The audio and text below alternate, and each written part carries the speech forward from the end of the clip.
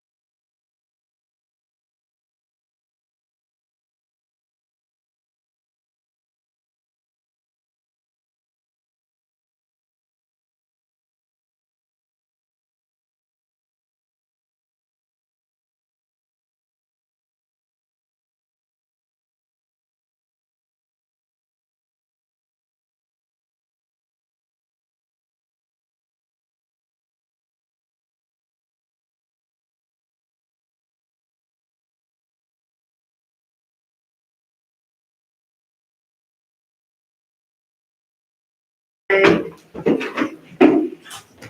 Hello, welcome everyone to the Colonial Beach Town Council work session. I want to thank you for taking time to be here today. Do ask that everybody silence their cell phones. That would be respectful to give the time and attention to anybody that's speaking and not let that disruption happen. All right, I'd like to call the Wednesday, September 7th Town Council work session to order at 6:01 p.m. Roll call of members, Ms. Clement and Dr. Sullivan are both out of town today, so they are not with us. Otherwise, all other members are present. Additions to the agenda, I don't have any additions. All right, we will motion to approve the agenda as written. Have a motion? So move as presented. And second? Sorry. Second. Everybody, all right. All in favor? Aye. Aye. Any opposed? Nope. Very good. Council member liaison and commission reports. All right, let's start on, Tom's still getting his audio together, I think. Mr. Williams? Good evening, everybody. Just a few updates for Public Works. Had a meeting with town manager and Public Works director last week, and so just a few things we discussed.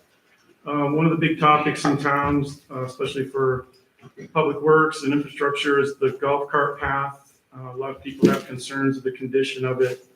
I drive on it a decent amount, and especially towards the very north end near Forest, it's getting pretty rough as far as if you want to drive the golf cart through there.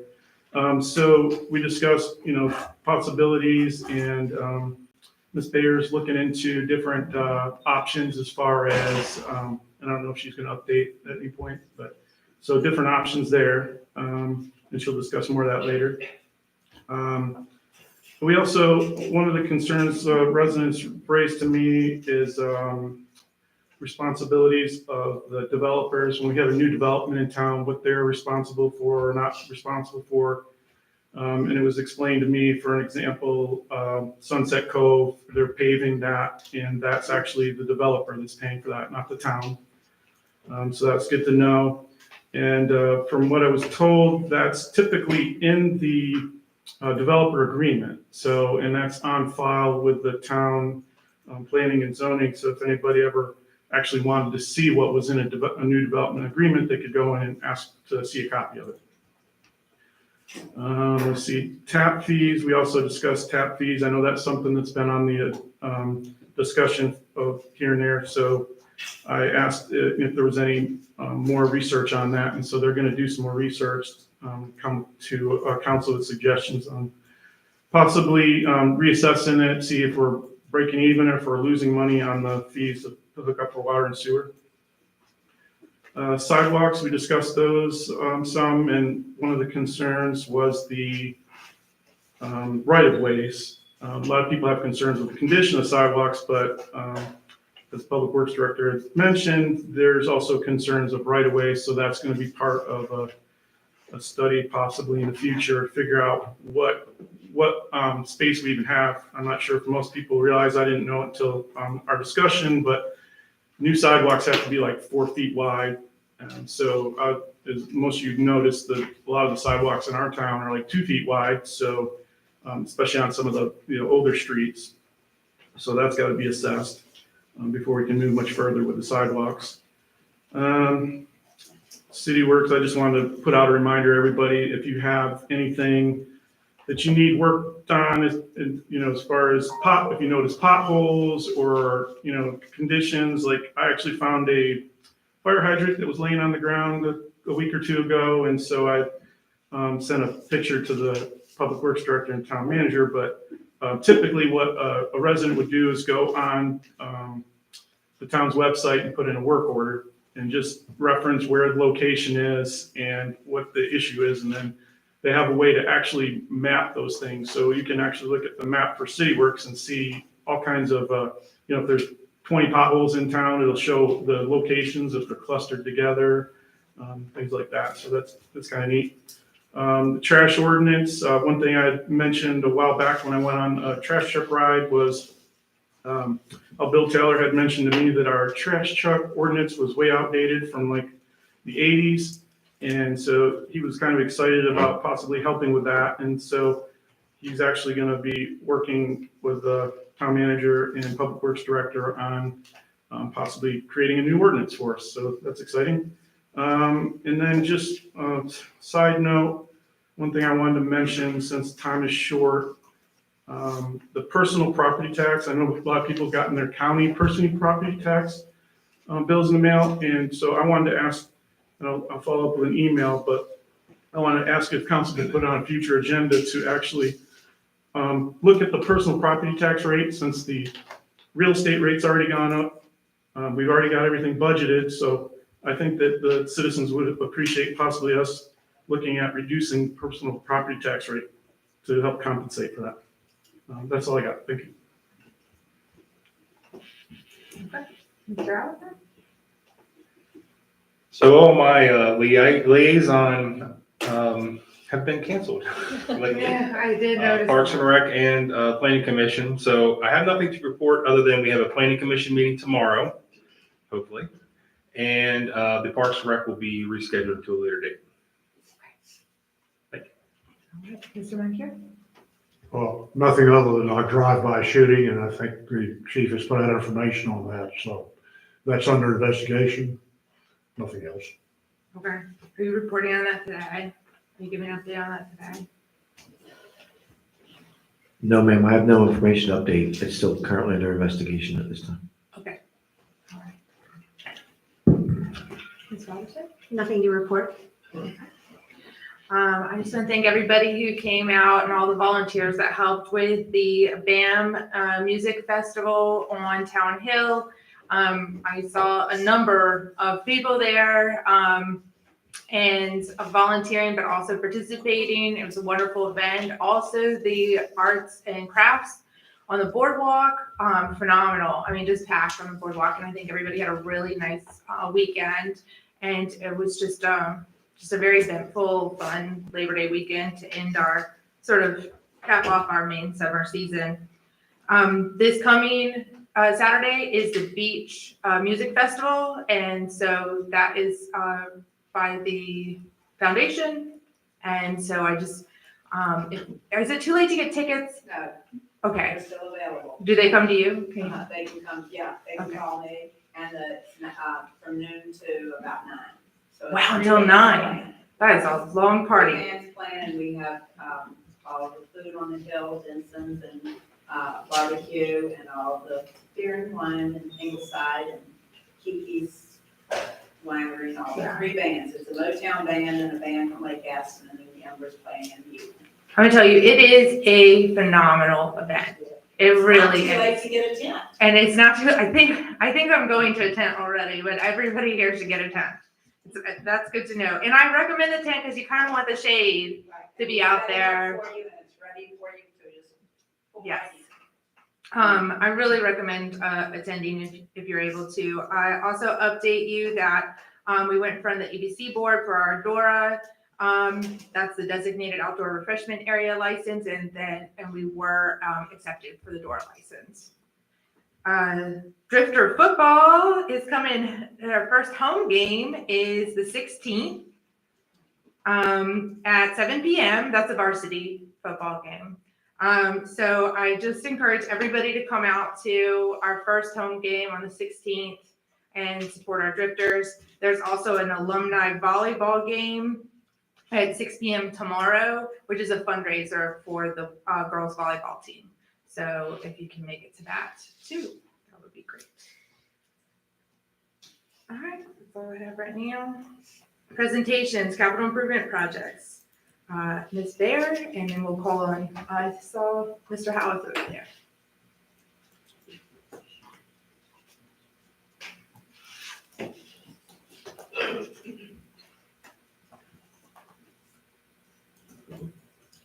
Oh, and don't forget to pick up, Dr. Self-Sullivan always does the Alliance announcements in her report, and I think we have copies. Do we have copies available here? They're up front. Okay, so you can pick up a copy of her, of what all the NGOs are doing out there.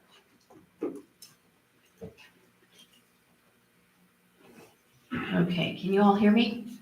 Okay. I have a copy of the memo here, if any of you would like the memo. Once I'm done, I have these for you if you'd like to take them with you. You can go ahead to the next slide, Heather.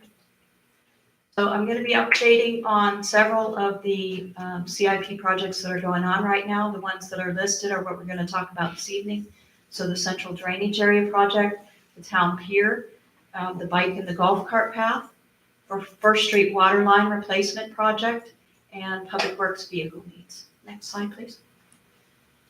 So the central drainage area, you all had a pretty thorough update from Dewberry at the last meeting. And since that time, I just wanted to report that we have met with Dewberry and Timmons to coordinate the Dodson plans for the Phase 3 project, for their Phase 3 project. There didn't seem to be a lot of coordination there as far as where they were tapping in and what size the lines were on their plans. They were different than the updated plans that we had. So we've coordinated all that and pulled them into the update process. We are awaiting the 100% plans from Dewberry. As far as I know, everybody that has had to review the plans has reviewed them. So we're just waiting on them to update the line sizes and some of the comments that we made, incorporate those sorts of things and provide us with a set of 100% plans.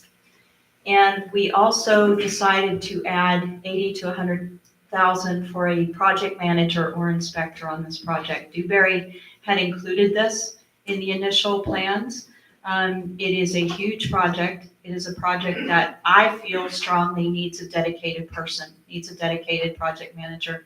As you all know, it's a 6 to 9 month project, and that's with our fingers crossed. I would feel much better if we had a dedicated person there making sure that things are going right, that things are coordinated, that we're closing what we say we're closing, that the communications are getting out and so forth. So the town manager and I discussed this at some length and decided that we do have the ARPA money available and that this would be a smart move to go ahead and let Dewberry do this. Next slide.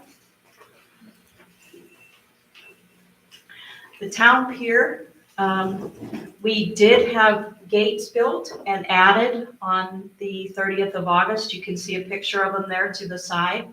That was done in-house, and they are able to be closed during storm events or high winds for safety. The gazebo will remain open, so these gates are beyond the gazebo.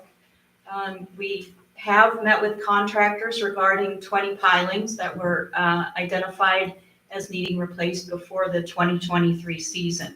So we are looking at contractors for that work. I'd also like to develop a 5-year strategic plan for piling deck handrail replacement and present that to you and see what you think. I know there's been discussion on replacing the entire pier.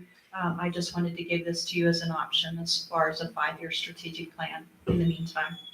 And I did meet with contractors on the 1st of September. We're awaiting some quotes on some deck board replacements, some of the piling replacements, some of the stringer replacements. We're going to beef up some of the bolts. Instead of a 1-bolt pattern, we're going to go to a 2-bolt pattern where we can, those sorts of things to beef up what we have and make it a little more sustainable.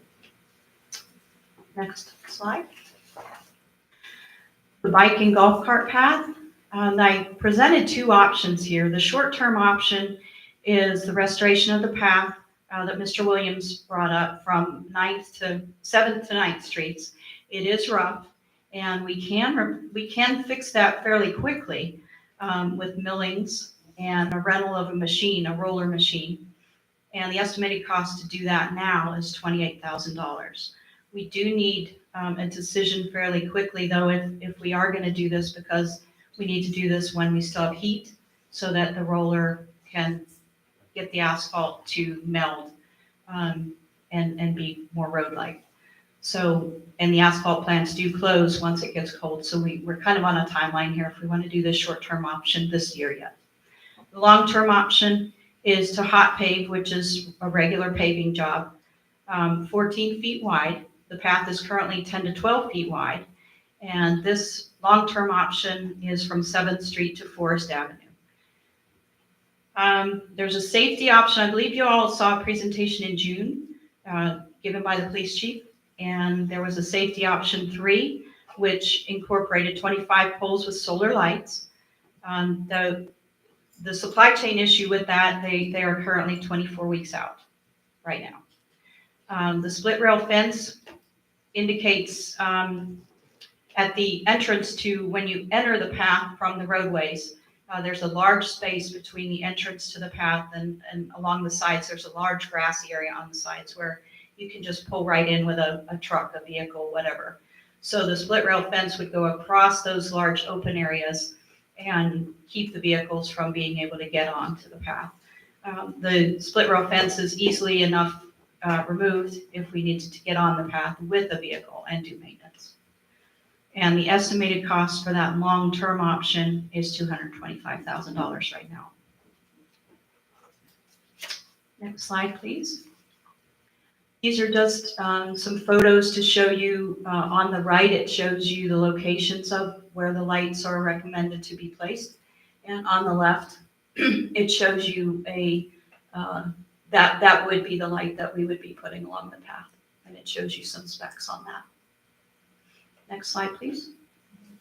This is just a sample picture of the split rail fence. It would match the split rail fence on Town Hill. Next slide, please. First Street water line upgrade. This is a project that has been on the books for a few years from what I understand. And I understand that there are several homes there that do not have adequate water pressure.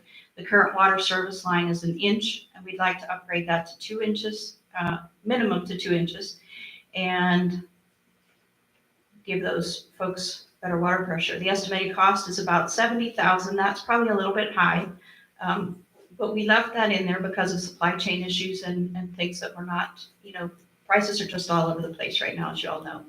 The timeline would be 2 weeks to complete. We could do a lot of the work in-house. And we had a call last week with DEQ, and they have provided us with some information on further funding for the town. And this could be a good project for that ARPA fund, that additional ARPA funding.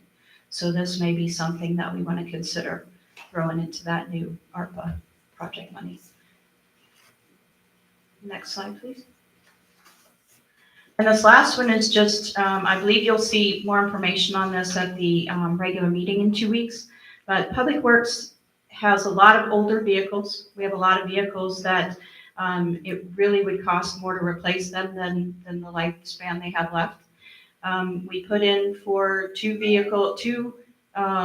pickup trucks and a dump truck in the CIP last year, from what I understand. And this is just an update that we'd like to, during the regular meeting, the next regular meeting, we'd like to have the 135 approved to be able to purchase those vehicles. And that's it. Do you have any questions on any of those? I have a couple questions. Oh, I guess we'll call up Jeff about the pier and then come back to him. Sure. Yeah.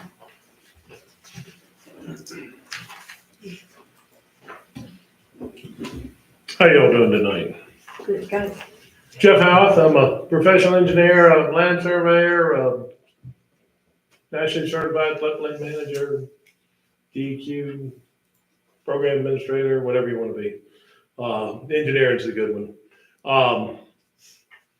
Back when Rob Murphy was here, and I guess first time we met, Jeff Howarth, nice to meet you. Back when Rob was here, he gave me a call on a Saturday and he said, hey, there's a lot of activity on social media about the pier and safety issues, stability issues, a lot of things being said. So he asked me what my advice was. And I said, look, it's a rainy Saturday. I said, until we can get out there and figure out what's going on, let's just close it. Hence, I see we have some nice gates now, so we can control it a little better. We got out there, I think when I gave you the report on it, I think we got out there a few weeks after this had happened, 10 days, whatever it was. I went in and walked in, Pier was closed at the time I did it. I went in and walked the whole Pier with Chris and with Rob. Larry Bowie was there at the time doing some of the pilings that he did recently. Then my brother had a boat nearby, so we got in the boat and we went out and we checked out underneath of it. And I prepared, I went back to the office and prepared a report for you, which I submitted to Rob, and I'm sure all of y'all have seen it or at least have heard about what it is. And, you know, for tonight, y'all just stop me whenever you have some questions, you know, about what's going on or what you want to know about. But basically, in a nutshell, my evaluation was, I did see some things. I mean, there were some pilings that were coming out that were in not very good shape, we'll say, and that's being generous. I identified, as this mayor pointed out, I identified about 20 pilings. Her and I are working right now to get some kind of a map that can be handed to a contractor or handed to somebody, so you know which 20 they were. But there was no secret to the 20 pilings. Some of them were the ones that have a hole going right through the center of them. And some of them are the ones that are still solid in the center, but the whole outside of the, say, 10-inch piling is deteriorated down. So when I did my analysis, I took, even though the piling is this big, I only counted a 4-inch square portion. Most of the time when you do this as a structural analysis, you look at the center of a piece of wood and say it would deteriorate around the side. Now that doesn't quite work for the ones that have a hole right through the center, but there was still a substantial amount on the outside of the hole. It's just where the marine borer activity went through and deteriorated the pile. So based upon that, and based upon the fact, because I only looked at just a single pile acting freely, in a pier, especially in the long section, you got a big platform out the end, it acts a little bit different, but in the long section, you have a piling on this side, pile on this side, and you got two cross members that go across. And then you've got stringers that are running this way, and then the deck boards are put on top.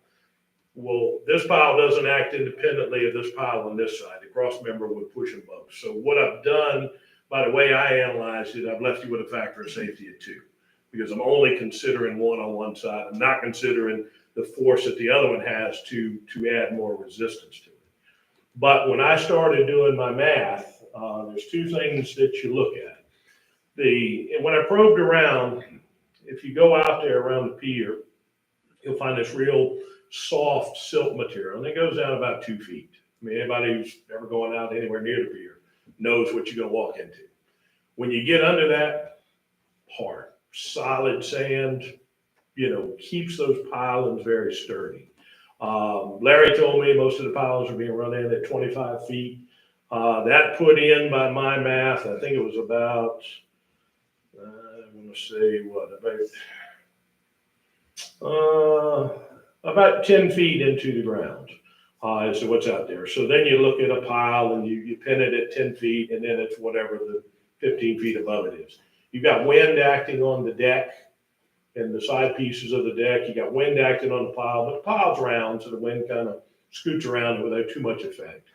And then you've got the wave action. Well, wave action through a program called Surf Wave Calculator actually will give you what that force is of that wave. And you can convert that force to pounds. Wind, you can actually go into a wind calculator of any kind, and you can convert a wind. So you end up with pilings that have pinned at the bottom in the hard sand. You go up to where the wave action is, which is up in the tidal zone. And then you go up all the way to the top, and that's where the wind acts on. So then you put all those forces going in the same direction, and you run it through any kind of wood calculator that you've got, and it'll actually say, okay, you can take this much, what's called bending moment, before it'll just break. That's how we came to the solution that, based upon, if you read the report, it said, if you get, because wind is going to act with the waves and vice versa. So if you get a 30-mile-an-hour wind, which you put the 30 in the top, you get the wave commensurate with that, which was I don't remember what it was, 1.5 feet tall, 2.5 foot tall, I think is what it was, by this program here. You end up getting the forces that say, okay, now you're getting close to what, if that was just a 4-inch square piece of wood, you're getting close to where the forces are that say, hey, it will start to have problems. They'll start to bend beyond what its capability is. Fairly straightforward analysis. You can do a whole lot more analysis of pilings, diaphragm-based structures. I mean, you can get into a wonderful pile of things. Did they tell you any better answer than what we've got? They're all going to be realistic in the same range. So the diaphragm action will certainly take into account the second pile over where I didn't. I left that just as a factor of safety. Prudent, reasonable. So, and that's how we came up to the conclusions of it. We offered a few more things. We said, you know, you really ought to videotape it, you know, have it observed as to what's there. We recommended when winds and waves that are commensurate with 30 miles an hour, we said you should go ahead and close those gates and shut it down. So, get other things, big boats running into it, kids, you know, being destructive with it, all those things can happen. That's why the videotaping becomes of somewhat significance at that point. So, but the pier goes back to what, the 90s, I think, somewhere early mid 90s. You've got good service life out of it. Some pilings have been replaced. You know, you're going to get 25, 30 years out of a piling. You know, I know Diane had mentioned, you know, there's some talk about replacing the pier in its entirety. I don't know that that would be my choice. I think it's going to be, for the asset it is for the town, I think it's going to be probably a little more tolerable if you just work on it in stages. I like her idea of putting together a schedule of maintenance, and, you know, where maybe a few things were missed in years gone by, you know, maybe if you got it on a schedule, you set aside a little bit of money to it to cover it. I mean, I've been up here on holiday weekends. It's a pretty big asset. So it's almost as big an asset as that beach is you got out there. With that, I'll stop right there if anybody has any questions. No, I think if it's 30-mile-an-hour wind and 2.5-foot waves, then people probably shouldn't be on pier anyway. You know, some people will walk out there just to look, just to experience it, Yeah. you know, until we get, there's a few pilings that are very close to shore. And they're across from each other and both sides are distressed. That's why I left that bigger factor of safety in there. Once those are done, I think you can probably lift that restriction up. I would at least say probably lift it up to 40 or 45 miles an hour to what's there. At 30 miles an hour, it was just prudent at that point to do it. So quick analysis just to be on the safe side of what was there. You had a guy, you know, where Larry was working on it right at the spot, trying to fix some of the worst ones that were there. There were probably one or two that are out there, yeah, still.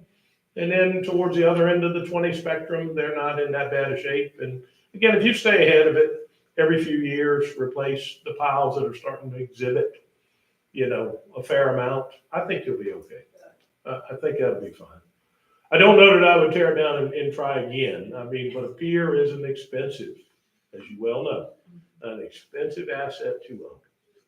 So they require a lot of maintenance, and that's one of the reasons why. I mean, you get insurance for, you know, for a municipal pier, but a private citizen can't get a pier insured without paying an arm and a leg. So, All right, okay. thank you. Yes, Question? sure. Let's see, who will actually, I'm sorry. Who will actually monitor the pier? Like, does it need to be a certified engineer? Can a public works employee just keep an eye on it? But you're talking wind speed and waves, that seems kind of complicated.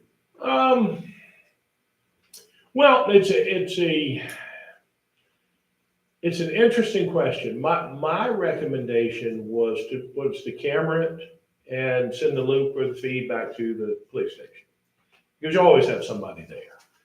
Are they going to stare at the screen the whole time? Absolutely not. But at least you'll have, if something does happen, you know, somebody, you know, slips and falls, whatever it is, at least you've got a videotape of the whole event. So you know how to protect yourself from insurance purposes. As far as monitoring wind and waves, most everybody can get you know, you're talking about the level of a small craft warning if you're a boater. So when you hear on the marine radio, if there's a small craft warning, then you'll know. But if you have, $100, you can get a local setup and you can actually look at the wind speeds all yourself. Just gusty winds and they're not consistent. I don't know that I would worry too much about that, but once they get consistent, you're gonna know because other things start to happen. I live in Tappahannock, they'll shut the bridge down going through Tappahannock, Warsaw at 40 miles an hour, but that's gotta be sustained 40 miles an hour. So, and that doesn't happen that often. So, Okay, did you do the engineering inspection prior to the, after the last storm and prior to the decking being replaced? no, that was not me. No, okay. Would you recommended that prior to us, voting to spend $100,000 on the board replacement and decking? If you're, and you tell me if I'm missing what you're asking, because I'm thinking there's a couple different options here. If the decking has to be out of the way to get to the pilings. The pilings are underneath the decking. So if the decking is put in with stainless steel screws, then they usually have a square drive head to them, which is a lot more torque. You can take those screws out, you can pick up whatever decking is there, you don't do any damage to it whatsoever. Do what you want to do underneath of it, put the decking boards back down, you're good to go. So it's not, and again, to try to keep a pier open to where it's usable to the public, you've got to have that surface on. You can't leave holes, where guys are working. So being able to have that accessibility to put screws in it and take it up and down is actually very handy. I would say here. If the decking was bad and there was a lot of cupping in the boards and people were tripping and fussing and carrying on, then I think you did proper by fixing the decking to what's there. Is it an extra step to take the decking up to get to a piling? Absolutely, but not enough of an extra step that I would have told you, otherwise, if that question had been posed to me back then. So. Okay, and let's see. I guess you kind of answered my other question. You said, I looked at a picture that I had taken a while back and it looked like there were screws holding it. So is that what you recall from your inspection? That they actually did use screws versus nails? I wasn't, for the safety aspect, I was actually asked by Rob Murphy to go out and look at. I didn't pay a lot of attention to the screws, but the industry standard is leaving a lot of nails of any type whatsoever and going to screws. And of course, stainless steel with that treated wood, stainless steel is absolutely the best way to go. I mean, it's almost impervious to the chemicals used in the treatment of the wood. Down underneath where you get to the much bigger bolts where the cross members are bolted into the piling, which holds everything on it. Stainless steel will be so expensive at those diameters that I think you're going to be back to galvanized. And galvanized is still going to give you the life expectancy. I think I mentioned to Diane, I did see it going, and we went from shoreline on one side, we went all around shoreline on the other side. I did see a few cross members where when the bolt had gone through, which I hear we're going to double bolt some of the newer stuff, which is good. Where the bolt had gone through, it was too close to the end of the member, so it split the wood. Not the end of the world, but if it was mine and it was municipal, then they make a L bracket or a U-shaped bracket that you can put right on. It's got the same bolt hole in it. You put it on, it basically holds the piece together. And then, of course, you've got a metal clamp that's holding the wood. The wood's really taking the bending moment in the middle. The clamp is really holding it right there at the bottom. But that's a standard. Some people build them right in when they start. Other people say, hey, I'll let it weather out a little bit until it starts to crack and then I'll put it in. So unscrew the nut, push the bolt back out, put a clamp in on one side, put a clamp in on the other side, you're done. 20 minutes. Okay, thank you. One more question. I'm not sure if this is me for Diane or India, but the public was told that we have scheduled pilings to be replaced already in the fall. I'm not sure.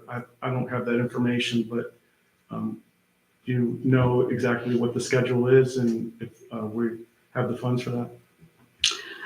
I'm not certain what specific public you're mentioning, but I think by and large, we've given updates as it relates to ongoing maintenance on the pier. We did that prior to the pier emergency replacement of the $100,000 that was included in the CIP. Mr. Ruckty gave that and actually gave the history as it relates to the ongoing maintenance, which would have given an additional 5 to 10 years based on the pilings.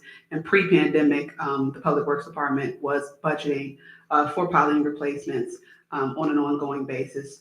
So that is something that we are continuing to do.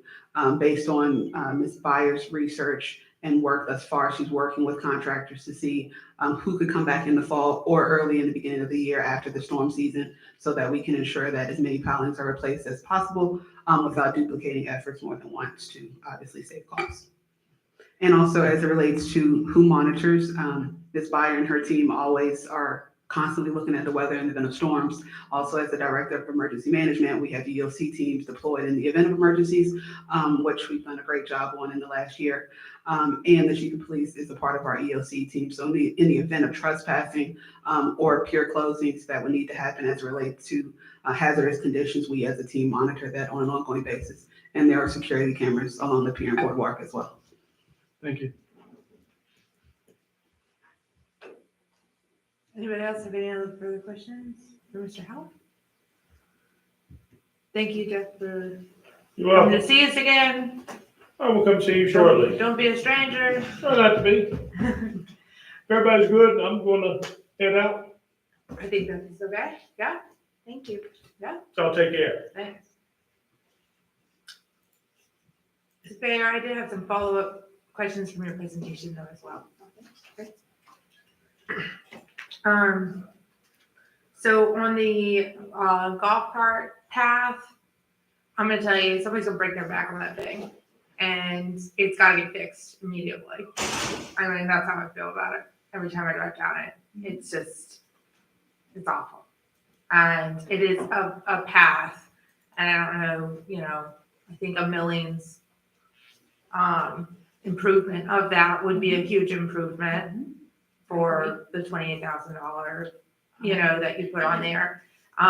So I'd like to discuss with council if there, if we should be putting this on our regular, if the staff should be preparing something for a regular meeting in 2 weeks to move forward with that.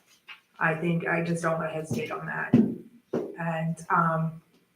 And we can't go all winter. I mean, people use that path every day, all the time, and for walking, biking, and their golf carts. And some people, that is their main mode of transportation is through that path.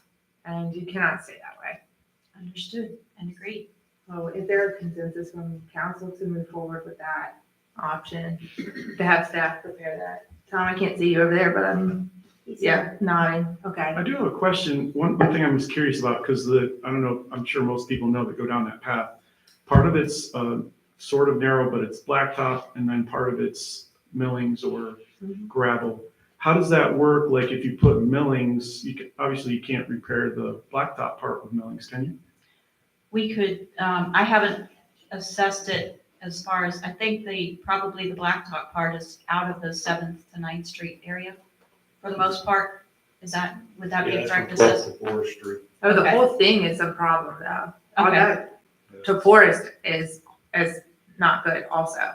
Okay, if there are other areas, I will assess it this week and look at the rest of it as far as condition and change or give you steps as far as funding for the regular meeting, if that works, and let you know that, so the 28,000 is from 7th to 9th Street, which when we met with Mr. Williams was the worst part of the trail.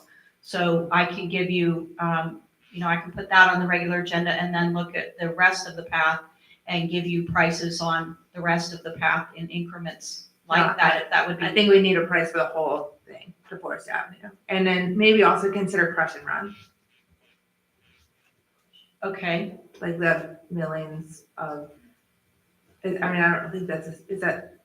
Crusher Run is gravel. And it's okay. not. Then the yeah. millings is the paving The one. millings is, Got when we do our paving project and the paver comes in and kind of riches up the road before he paves, what he gathers up from roughing up that road so that he can put pavement down that'll stick, all of that stuff that he picks up are the millings. It's still good asphalt, but it needs treated a little bit differently than regular hot top. So you would be saying to pave that section from 7th to 9th? We would be doing millings and rolling them. Right. So it would be, it was. So that's what they did from 12th to Forest. I don't know that they were Yeah. rolled. So what we're saying now is we'd like to rent a machine and we'd like to roll the millings, which will actually, if we have the heat, we'll actually compress them and it'll be like blacktop. So it'll be like paving, at a lot less price, and we can do it a lot quicker right now in that section that Mr. Williams mentioned. Yeah, I'm pretty sure that's what's from Forest. There's, It feels like regular blacktop, but I might be wrong. Me too. I mean, that's where I live, and that's what it feels like to me, the blacktop. I can certainly do some research. Yeah. And what we can do is, once we have the machine, the price that I have here is running the machine for about 5 weeks, which gives us a little bit of extra time. And we can mill some of the path that's not between 7th and 9th, and then rent a different kind of head and roll and mill in different areas if that suffices. If not, I can let you know that we need to order more millings, or you also have the option to go with the long-term fix, but that's gonna not happen this fall. The reason for putting that 7th to 9th Street option in there, the short-term option, was so we could still do something this fall in the worst areas. would And that not be possible though to do the whole thing still this fall? It's a lot. We can try. We're losing heat very quickly. We could certainly try. I would recommend, though, that if we do that, we do it in sections like 7th to 9th Street and, maybe in 2-block sections, and order materials in 2-block sections and see how it goes, because it is so heat dependent. 7th to 9th, Just- 9th to 12th. Yes. So just a suggestion, I know we get, in the spring and fall, we have patching of the Yes. roads, the Mhm. potholes, so maybe we could work out something on the paved part where they just patch some of those spots, possibly. We Just a could. Suggestion. Yeah. My ultimate recommendation is that you go for the full fix eventually, the $250,000. And I think there was a grant being sought for that, and the grant was not funded. But if you want to do the whole thing right at the right width, with 2 golf carts passing each other, I think that long-term fix is the way to go eventually. That wouldn't be this fall though. No, we were just trying to get the worst of it fixed right now. So that I did walk the 7th to 9th Street area, and it's awful. So I do want to get, and I'll walk the rest of it as well, but I do want to get those areas that are so horribly decrepit. I do want to get those fixed. Here's a question. So with you, if you just did raked gravel though, across there, because we wanted to do the real solution, I mean, that would at least fill in those potholes that are there. I mean, At the speeds that I've seen people travel that in golf carts, that gravel's going to be off the side of the path in days. yeah, well, people So- shouldn't be going that fast. I agree. I agree. But the rolling and the milling, even when we come back to do the asphalt, the hot top, you can mill again, just like we do on the roads. Mill again and then pave over pick up the millings and then pave over that, just like we would a road. Right. So it doesn't impede any future maintenance or fixing of the path by doing what we're suggesting this fall. If we're doing it in stages, would it be prudent to look at 7th through 9th, 9th through 12th, and 12th through Forest, and figure out the cost analysis for each of those sections, and then figure that part out? Easy, Rather than Yeah. just, easy you know. enough to provide. And that's Okay. kind of what I was saying, that Okay. for the next meeting, you already have the price for 7th to 9th. I would think it would be similar, but I'm happy to go look at it and make sure that we're in the same ballpark for those other two. Could be some sections. savings though in renting that equipment for longer? No. Not necessarily, and my concern isn't the savings on the equipment. The equipment isn't really your biggest expense It's the here. amount of the. It would be the millings, and right now it's the time frame. I mean, if we have a nice warm fall, we'll be okay. We could maybe get through those 3 sections, but I'd like to prioritize them, and probably 7th through 9th would be first. And as we have that weather, we can keep going if you'd like, and just extend the machine rental.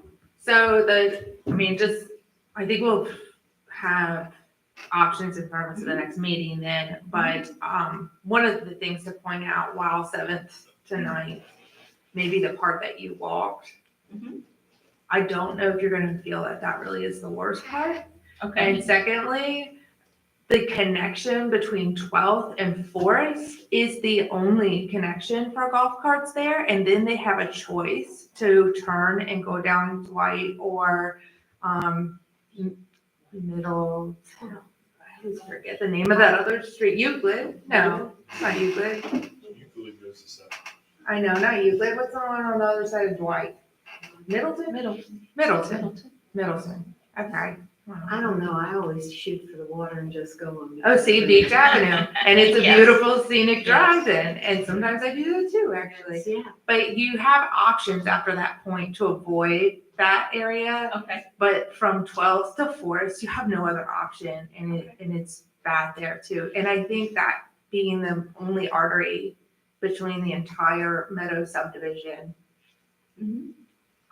and the Classic Shores probably holds more value in traffic. Okay. So I'm hearing that you want to do 12 to Forest first.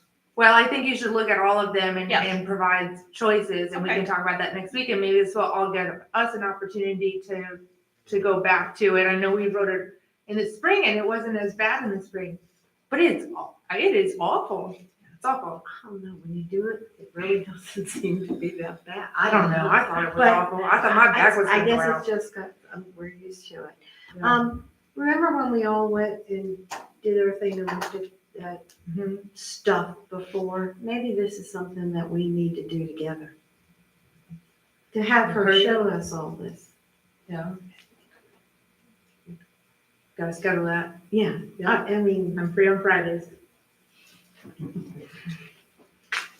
We could do something on Friday. We could all get maybe together at lunchtime or something. and go up there. Understand. All right. See if Heather coordinate a time frame for us to go out there before the following council meeting. Okay, thank you. Thank you. That's all questions. Does anybody else have any other questions about that? It seems to be a big topic, so.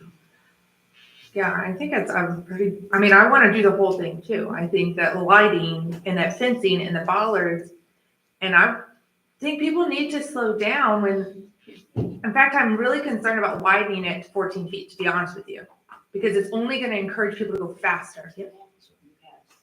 And in fact, part of the narrowness is that it keeps your sense, that's what they say, the VDOT standards, is that your sense of safety Yes. slows you down. Yes. Road design actually right now is narrowing lanes, like you're saying. Right, So to that make you you pay feel more like you attention. should go, yeah. Yes. And another recommendation that I've spoken about with our team is rather than widening the whole thing, keeping the whole thing at a maybe 1.5 golf cart width, and then providing like pull-offs, kind Yes. of like scenic overlooks on Skyline Right. Drive, kind of. Well, every that's so what we do often. now. That is what we do exactly- now. And We pave pull those, off, actually yeah. pave those areas so you're not pulling off into the grass or the mud. But that's an option as well. Somebody always does. I think keeping it narrow with a pull off is a better safety than people fly down that thing now, and I know some people don't have that sense of fear, I suppose. I don't know. I do. All right. That's all I have for that. See anybody else? Citizen input? Citizen input, Ms. Gunderson.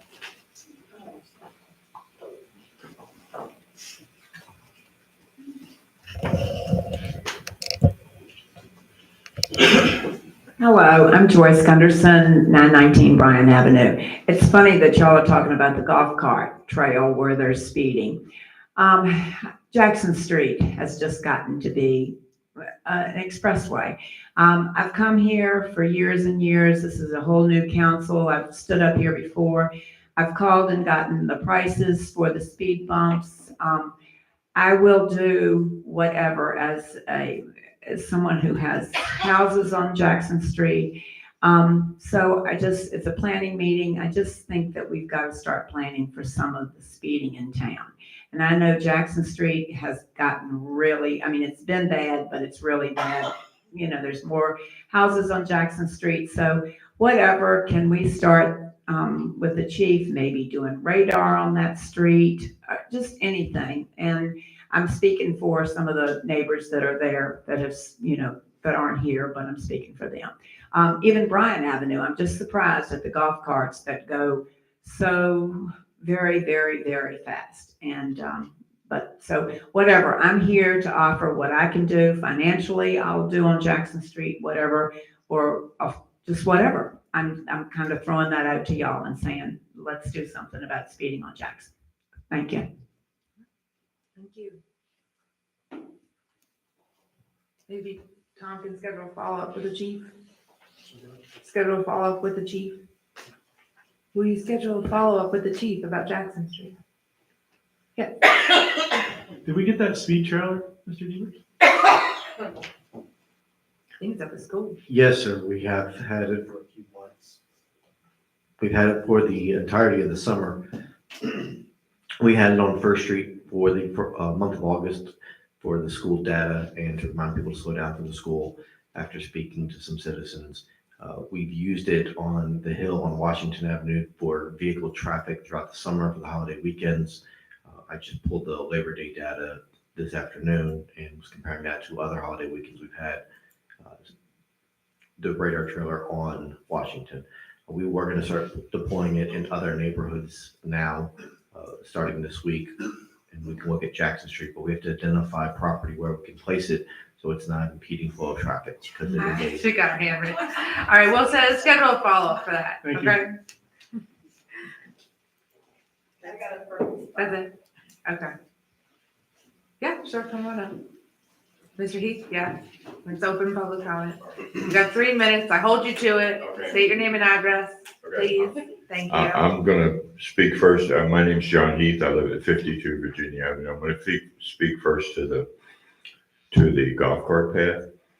I think if you're gonna fix the golf, or if you're gonna pave the golf cart path or fix the golf cart path, the fencing part of it is really important. I was on the golf cart path late last week and a pickup truck was coming down the golf cart path. I had to get off the golf cart path. I think that's what's happening to tear it up.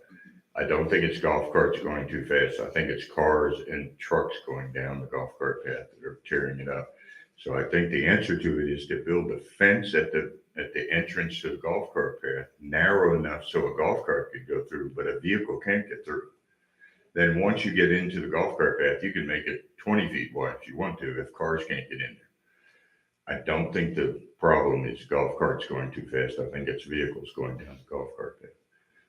All right, now I'm going to change my hats and go to, I'm John Heath. I'm the president of BAM. I'd like to thank the mayor for being at our BAM concert this past weekend, and the superintendent of schools, and the Public Works for making Town Hill very presentable for our concert. We were very successful. We grossed about $18,000. Wow, sorry. All of which will go back to schools. We had 7 or 8 bands from all over the Northern Neck there. And we had somewhere in the neighborhood of 110 to 115 community volunteers. It really does take a village, and they did a great job. We'd like to thank every one of them for all their support and all the people who came out and bought things at the silent auction or bought hamburgers or hot dogs or whatever they I think did. Mr. Allison wants to And look at thanks Bobby for getting the town hill all in shape for us, and thanks Kenny for cooking hot hamburgers. Everybody enjoyed them, and it was a successful event, and like I said, all that money goes back to the schools, and we really appreciate everybody's help. Thank you very much. All right, anyone else?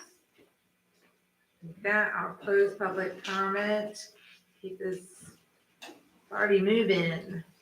Food truck vendor program, Mr. Duke, welcome.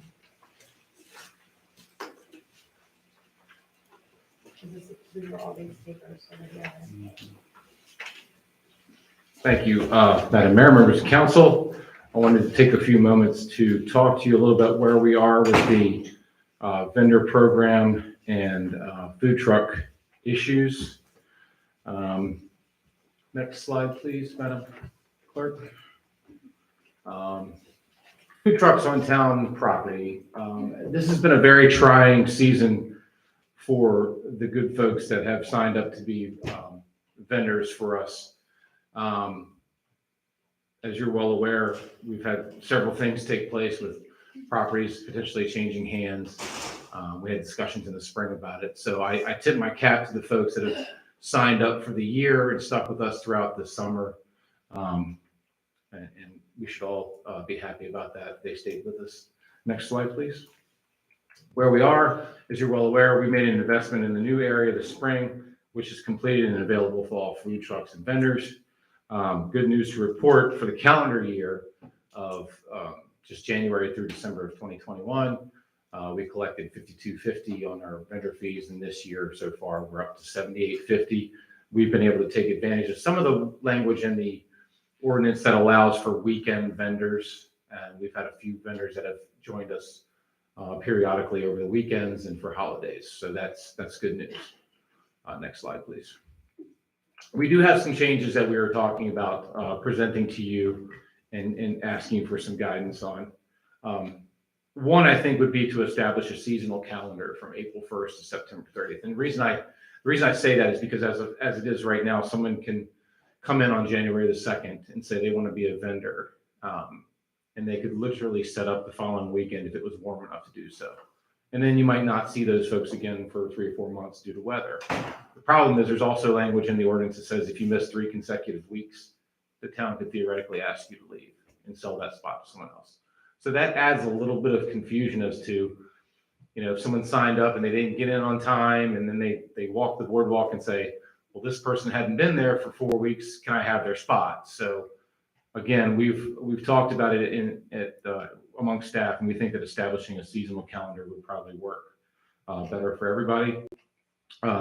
Increase the vendor fee from $750 to $1,500 a year. About 10 months ago, maybe a little less, I had discussions with a group of vendors who were, I'm not going to say who they were, but they were very amenable to this for many reasons. One, knowing that we were potentially making an investment in a new location for them should the Dodson program or Dodson development go through, but also they thought it was a deal that we were $750 for a full calendar year. So I think increasing the cost would help defray some of the investments, again, that we made. And in lieu of electric meters, for example, this could help defray some of the costs that we have with our electric. Directional signage is pretty self-explanatory. With a new vendor location, we're going to need to tell our beachgoers and visitors where our new vendors are located. So a small investment into directional signage. And then the last thing is more of an administrative thing, better monitoring of the accuracy and application. For example, I had a vendor who approached me with that he wanted to do crab cakes and all kinds of steak and cheeses. And then when he showed up, it was ice cream and shaved ice. So I spread the word around amongst people in the office that were excited about getting crab cakes on the boardwalk, and then the gentleman or gentlewoman, I should say, didn't have what they signed up for. So next slide, please. The staff recommendations, I don't have to reread them for you, but we do recommend establishing a seasonal calendar, increasing the fees to offset increased electric usage and public investment in lieu location, directional signage, obviously, and then adding language regarding the accuracy and application and enforcement of incorrect or misleading information. So, the next issue, next slide, please, is something that I would hope that we could get out in front of, and that's food trucks on private properties. Right now, by ordinance, food trucks, vendors are not allowed to be on private property. Next slide, please. Again, food trucks and food truck courts currently not allowed, or excuse me, permitted in the Colonial Beach. Many localities, to include some in the region, do permit food trucks on private properties, including food truck courts. Similar localities in Virginia that include, that permit food trucks are City of Virginia Beach, James City County. I was in Williamsburg this time last year. There were food trucks all over the place. Some on town, or I guess city property, but also on private property as well. And this issue is a zoning use issue. Next slide, please.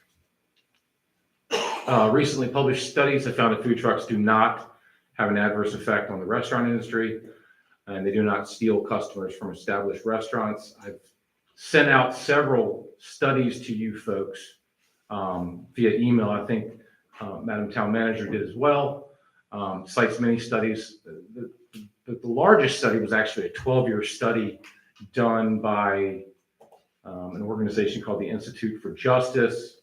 It tends to be a free market type of organization. They did a study for 12 years between rural and suburban and city areas that showed, and I'm not going to go into reading the whole thing, it's pretty extensive, where brick and mortar businesses, for example, grew at the same time that the food truck industry grew within those localities. As a matter of fact, there's some of the other information I forwarded to you from the Small Business Administration says that not most, but a lot of recently successful brick and mortar businesses actually started off as a food truck. It's a great way to kind of get into the industry, so to speak, without making a huge investment. Again, you can find some reports that brick and mortar businesses have concerns about food trucks being in their community. One is simply because they don't want competition. The next issue is food trucks don't have to go through an extensive health department process like a brick and mortar would, for example. It's a smaller space by nature. Increased traffic to food truck near a restaurant actually creates a lot more visibility. And obviously they can encourage economic development, providing additional options for visitors. And food trucks serve a growing national demand. That's one of the things that concerns me, is that we want to get out ahead of this before our neighbors in King George, which already have some food trucks. Oak Grove has food trucks. So we kind of want to establish some rules to get out ahead of it and get out in front of it as soon as we can. Next slide, please. And these are just some examples of food trucks. These are some, I don't know where we found these from, but there's a cute place down in Bowling Green. If you ever go through on their main street, there's a ice cream shop there that also features a food court type setting next to it that's used for different restaurants and food trucks, for example. So it's got the nice lighting, similar to what Mr. Fitzpatrick spoke about last spring.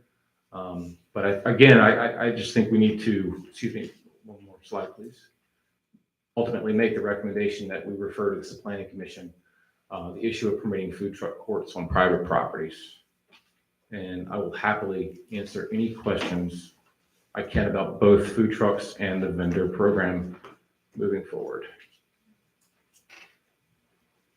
Mr. Duke, when you refer to private properties, we're essentially talking about commercial private properties, not someone's residence.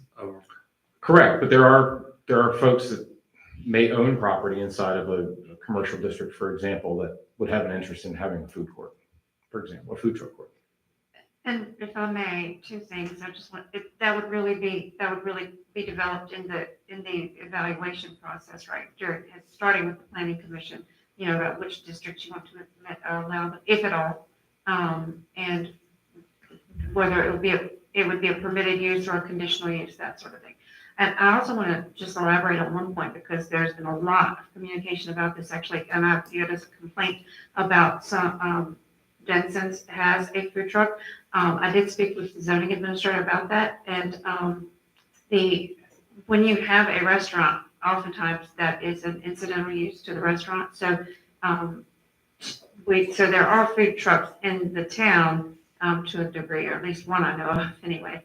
But this effort here, or the information shared by Mr. Duke, is really focused on food truck courts and the standalone, or it could just be one, but the standalone allowance of a food truck on a property, not a use that is incidental to to an existing restaurant. Again, I did speak with the zoning administrator, we both agreed that that's an incidental use, and because that restaurant is a permitted use in that zoning, in the RC zone, that is, again, is a permit, that it is allowed just as an incidental component of that use. So that is entirely different, because the communications that keep coming that suggest that that is exactly the same, and would you have an application for a food truck court? That is entirely different. That's apples and oranges. I just wanted to let you know what staff's position is on that at this time. I will tell you, and I don't want to put words in our economic developers' mouth, but she and I also talked about this. I think generally staff supports food truck courts, and I think if she can elaborate from an economic development perspective, that we all think it's a good idea, but just it is entirely different from the incidental use or a catering truck, whatever it is, of an existing restaurant versus just a food truck establishment. Yes, Mr. Williams. So are you suggesting that any restaurant in town could put a food truck in their parking lot and supplement their business with that? Potentially, it depends on the zoning. It depends on the zoning and how elaborate, and if changes want to be made. But if that's all they're doing, it's somewhat illogical that would occur if you have a restaurant. Typically it's going to be an incidental use, but if that's all they're doing, if it evolves to the point where that's all they're doing, either it needs to meet the definition of restaurant, or then it would be non-compliant. So that begs the question of how the use actually would evolve. Just want to make sure we're not opening up a can of worms. But if they have a restaurant in existence, then they're compliant with zoning again. Okay. And I believe can you get a food truck if you get a special use permit, event permit, I mean? Can you get a food truck? Yeah, I don't, to be honest with you, I don't know. On town property or private property? on town property. There have been permits granted to a local business for having a food truck out in front of their establishment on the road. On public property. Correct, yes, ma'am. And it's different in nature than a special event permit that we normally deal with, simply because it doesn't require Public Works to cut the grass. It doesn't require the police chief to supply an extra officer on duty. It's just basically, they're just asking for the ability to have a food truck parked out in front of an establishment. Right, I mean, sometimes that event application process is just because people want permission for a unique Correct. issue. Yes, ma'am. And we want a process to be able to understand what that issue is and just have signed off on it. Yes. And I also would add that probably during COVID, there were some restrictions that were laxed simply for the nature of businesses being able to exist during the pandemic, when many indoor or brick and mortar restaurants were closed due to state and federal restrictions based on the CDC. Yeah, I mean, we're just glad that they made it through that. A lot of people did. Okay, well, we have some things to consider. Yes. Are you suggesting sending this planning commission strictly for the food truck court aspect of it, or overall ordinance? No, sir. The recommendation would be to send to the planning commission the idea of allowing food trucks on private property. That's what we're advocating for. And the town attorney could probably elaborate a little bit more on that.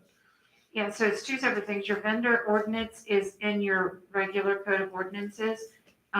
The food truck courts, and again, it could be one or it could be multiple food trucks, but food truck courts, that would be a zoning use. So that would be the portion that would need to go through planning, well, it has to go through planning commission. So I guess the real question is, are you interested enough to even send it to them, or if you don't want it, then there would be no. The food truck court. Correct. It would be food trucks on private properties again, because it is a zoning use. Would they address, like a single food truck on private property? I'm sure they would. I'm sure that that discussion will go into lots and lots of details about, as it should. Okay. One of the things I'd like to see, just my opinion, is conditional use permits versus just allowing them anywhere, because that way at least we have a check and balance, so there's not 100 food trucks in town of Colonial Beach. And just a note for the public, I think I brought this up to the town manager recently in a discussion, is the original boardwalk and vendor program was to bring in food trucks to give the customers of the beach that may normally just bring in a cooler and their drinks and stuff and food, an option to spend money here in town. So I just wanted to remind everybody what the original program was and kind of how it's evolving. It's just, that's all I got. Thank you. I think that's a good point. I also agree with the conditional use aspect. So are we gonna have consensus to move, the private property issues to the planning commission? Yes, I'm seeing head nodding. A motion, Do I need a motion? Do I have a motion to move the food trucks on private property to the planning commission? Do we have like a time turnaround? I know there's a deadline for this, right? The new year, I guess if we have a new season, I don't know if they are we gonna address some of the stuff and they're addressing some, or I'm a little confused as to what our part is and what their. Hold on, let's get a second and then discussion. Okay, just to keep it. Thank you. All right, now go ahead. so you have sole jurisdiction over the issue of the food truck vendor program. So food trucks on town property, be it streets or your town-owned real estate. Anything relating to food trucks on private properties, because it constitutes a zoning use, that has to, by statute, that has to go through the planning commission. The other, it really is not, I'm thinking. I'm gonna circle back to this in a couple bullet points, actually. But I think all we're doing right now in this motion is just the zoning use issue, which Yeah. is the food trucks on private property. And I think there should be an emphasis to discuss both a food truck on private property and food courts on private property. And specifically related to conditional use permits and the possibility of that process. Okay. Further discussion on that? All in favor? Aye. All right, let's move it on. Thank you, folks. Moving on.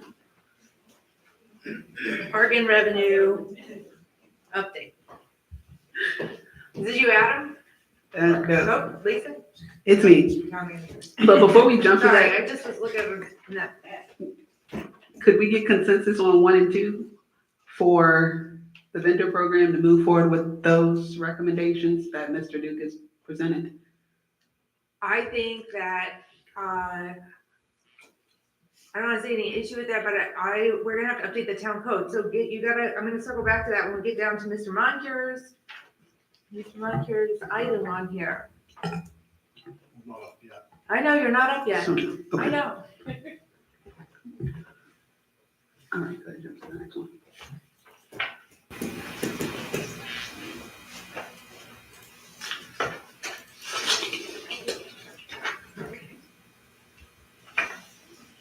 All right, I'm going to go ahead and jump into a parking revenue update. At the request of a couple council members, wanted to give an update as it relates to our parking revenues. To start with this, since I don't think we've ever talked about this holistically, we've talked about our parking program, parking meters, parking in general, but we never specifically talked about the history of parking and revenues in town. So I wanted to just start a little bit from the beginning. Based on some feedback that I've gotten from our finance team, starting in 2004, which was coin meters were implemented and have been in use along Irving and the town pier since about 2004. Back then, the rate was 25 cents per 15 minutes or $1 per hour, and it was coin usage only. Jumping ahead about 10 years, parking was expanded to include cash meters at Castlewood and Wilder Lots. Rates were $1 per hour. In 2014 and 2015, roughly a year and a half, 2 years later, additional meters, kiosks were installed along Irving Avenue and the town pier. Those were the parking on meters. There were no rate changes at that time. Looking in 2018, rates were changed from $1 per hour to $2 per hour.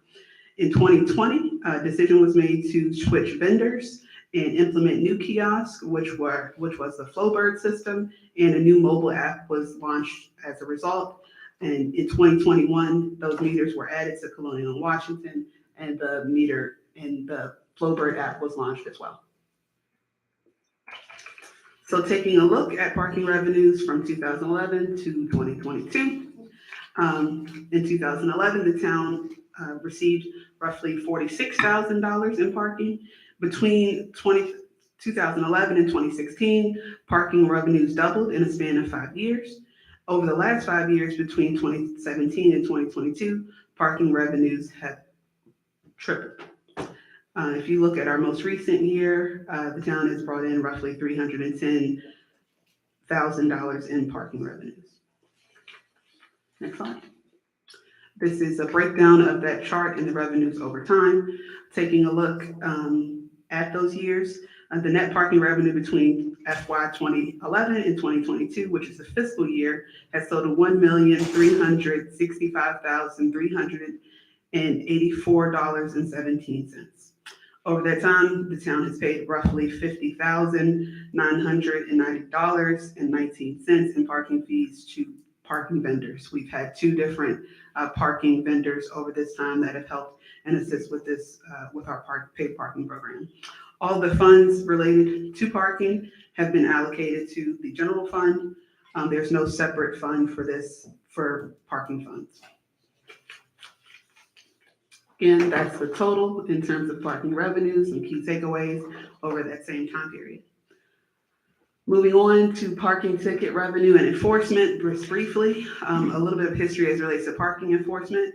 I've had some discussions internally with some of our longest tenured employees. Mr. Schaefer, our revenue manager, has been around since about 2004. Ms. Oaks has been around roughly the same time period.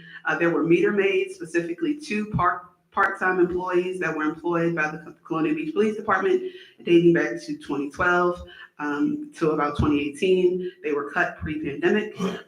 Our parking enforcement officer was included, our 1 part-time parking enforcement officer was included back in this year's budget to enforce parking in paid areas, as well as illegal parking adjacent to beach areas. After many requests from citizens for enhanced enforcement, we've seen many pictures of ATVs, golf cars, illegal parking all along areas that it's not allowed. So this position does have a dual purpose.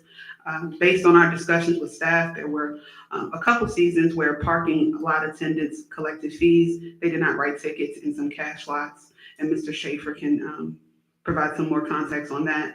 Back in 2012, those part-time employees got paid about $8.16 an hour. Moving on to 2018, they made about $9.67 an hour. Our current part-time employee makes about $14 an hour. Next.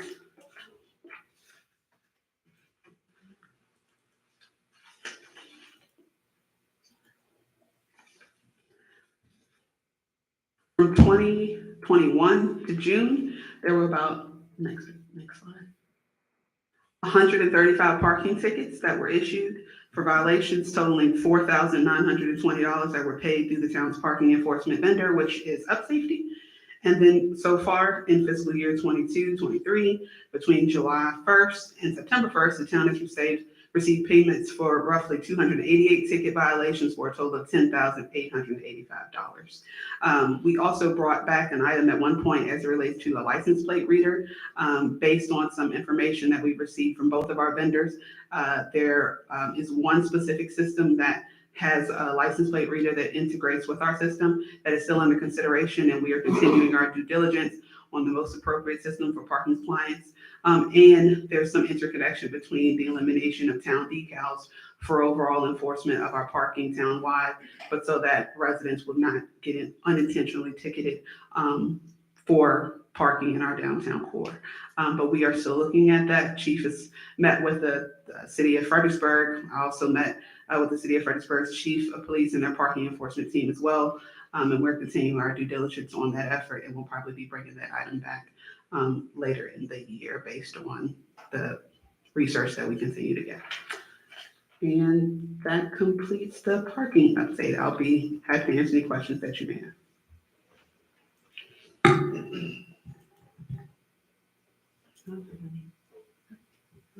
No questions? No questions? All right, we'll keep moving forward. Town council committees. Councilmember Ryan.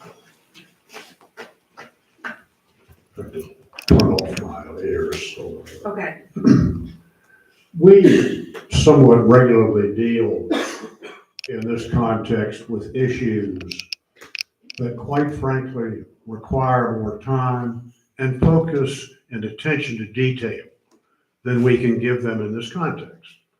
Now, specifically thinking about ordinances as an example, but the idea that what I'd like to see at some point, and I think it'd be worthwhile exploring, is having subcommittees of council designated to take a look at specific issues and then come back to council with specific recommendations, with the idea that these subcommittees can also triage whatever issues are lying there that are appropriate to be dealt with by full council.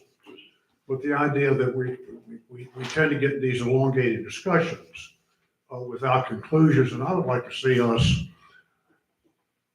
deal, probably during the week, and this may be the hindrance of this, but the idea that, and I mentioned during the week for staff purposes, obviously there'd be public meetings, but the idea that you sit down, take time to seriously look at issues, pull out the ordinance, because you're legislative draftsman, you really need to take a look at what language you're dealing with and take a pen and start editing, with the idea that you can come back to full council with a fully vetted, thorough, thoughtful recommendation for moving forward.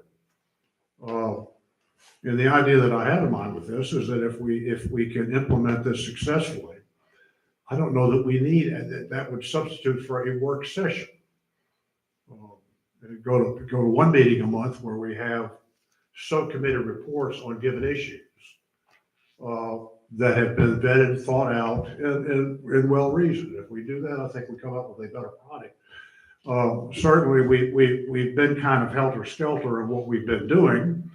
I look back at my memo that I sent out this past spring on ordinances. I was just looking for it. And identified 3 ordinances in particular that need to be addressed immediately: vendors and peddlers on municipal property, parking, and parking meters. Well, last time I checked, we haven't done anything on that. So part of the idea I've got in mind is that if we can have these subject matters dealt with, not informally, but in a context where you're not sitting here looking at your, okay, I'm probably the worst example on this. My bedtime comes quick, but the idea that you can take time, sit down with staff, obviously hear from people that might be interested in the subject matter, and come up with real reasoned, thoughtful recommendations to bring to full council. Now, having said that, we've got our planning meeting come up this September. I would suggest that we take a look at possibly at that point forming subcommittees on specific issues just to road test this. Obviously, as I'm sitting here, I think food trucks would probably be one of those issues that needs to go to the top of the list. And let me suggest to you that what we want to employ in terms of council members is those who have experience or expertise or particular interest in subject matter. I'll frankly admit I don't eat food trucks. I don't want to say I don't care, but my level of interest in it is about zero. I want to see something done. I really don't particularly care what's done. we need to do something. Okay, and the idea is that hopefully in a subcommittee context, we can move these issues forward in a manner that has, puts full council in a better posture to deal with. So with that, my recommendation is having thrown that out, let's look at it and maybe start doing some subcommittees in our planning session.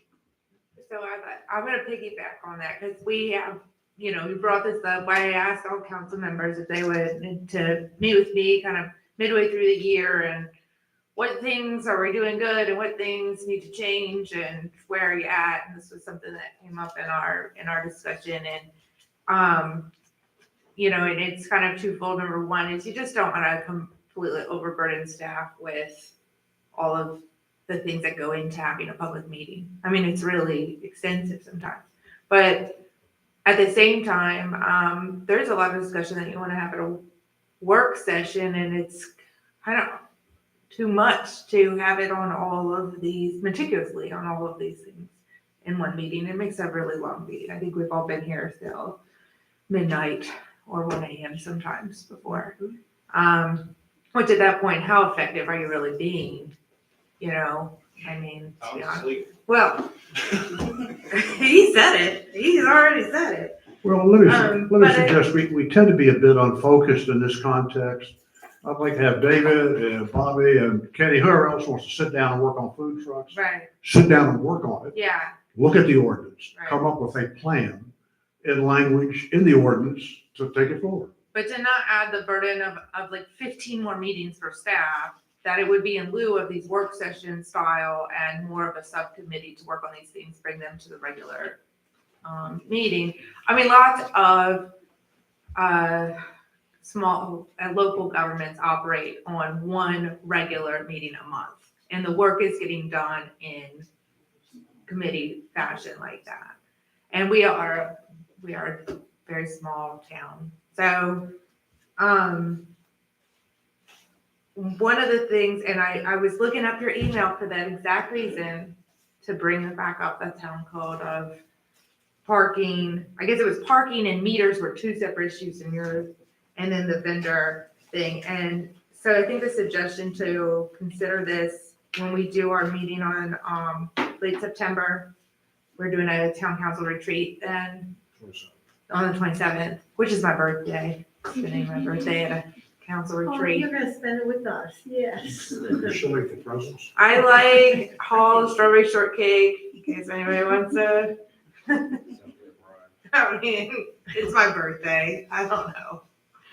So, but you know, it's when we put it on the agenda, I think it's something we might want to think about further to tackle these. But just to also say though, that when you identify those in the spring as needing to be immediately rectified, the reality is we were already in season. And so we really couldn't change the rules to these vendors and to the parking right in the middle. And we wanted to do some data collection in the meantime.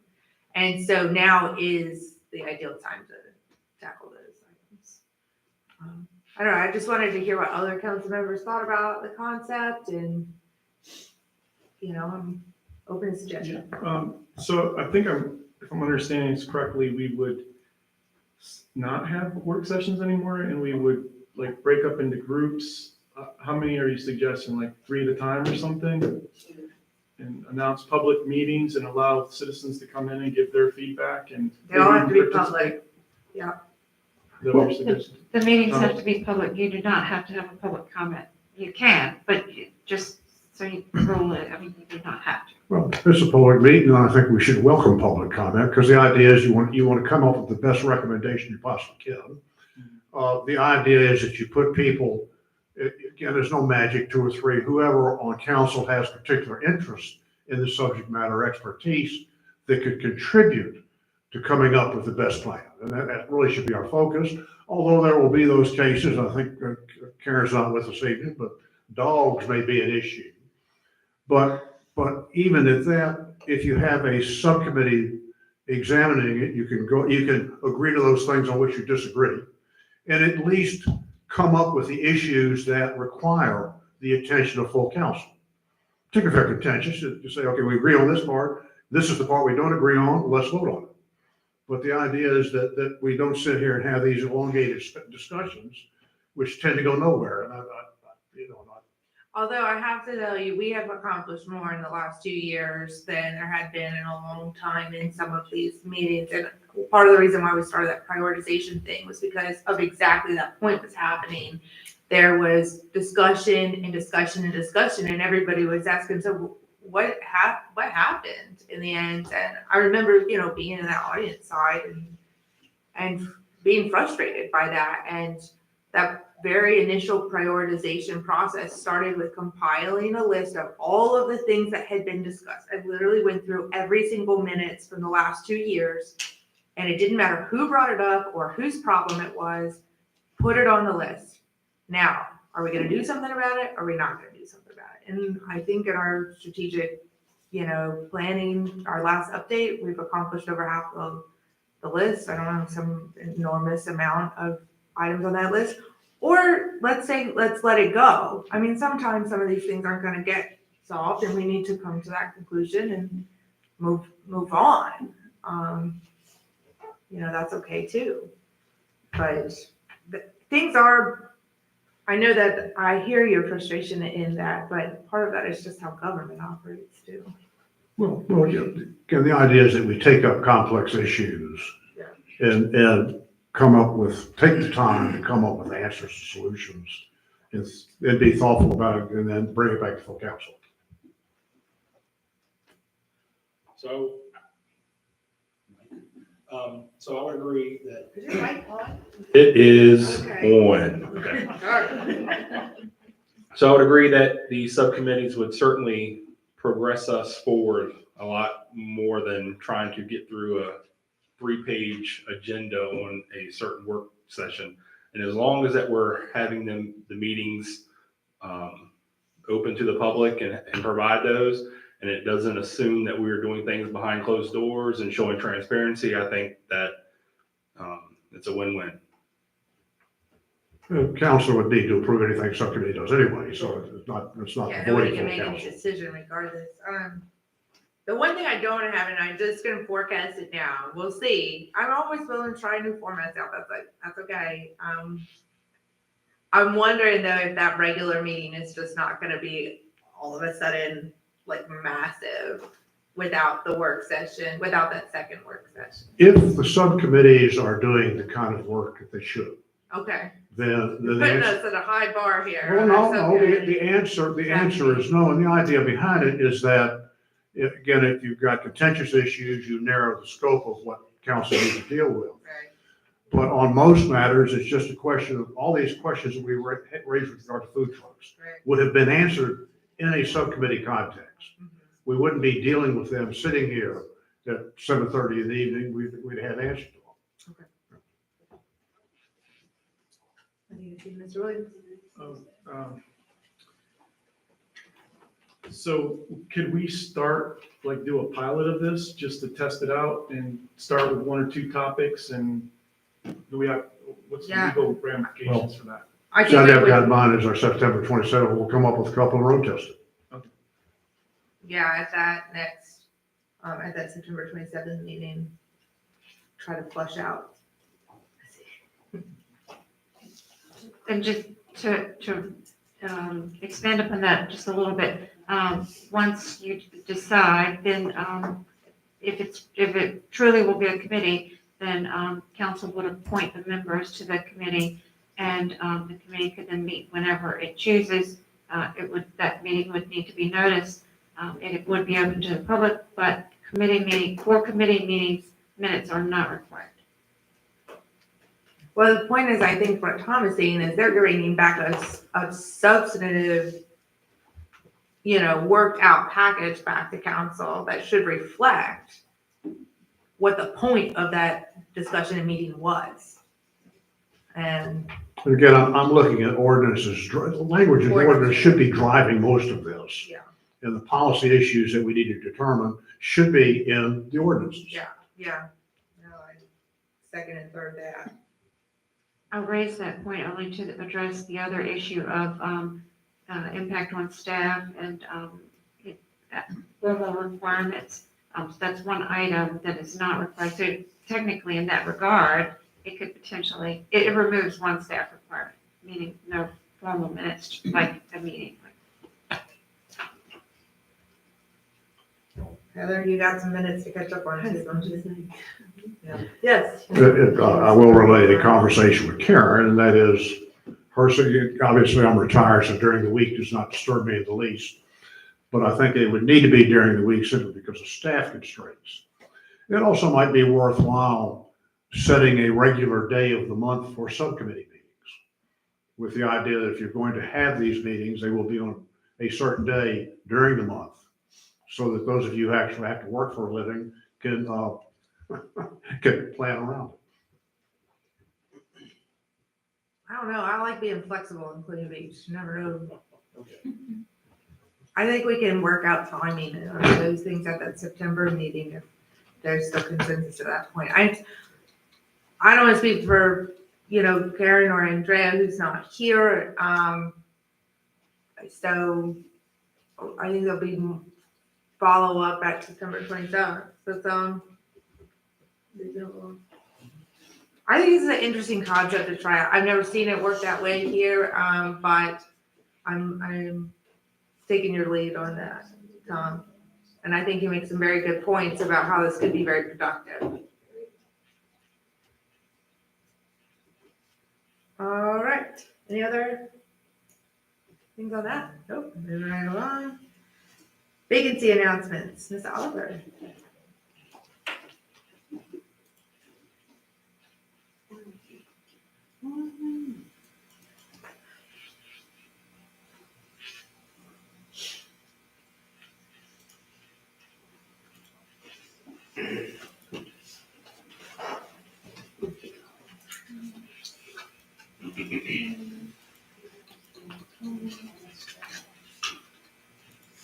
Sorry about that, I had to do all that before I got started.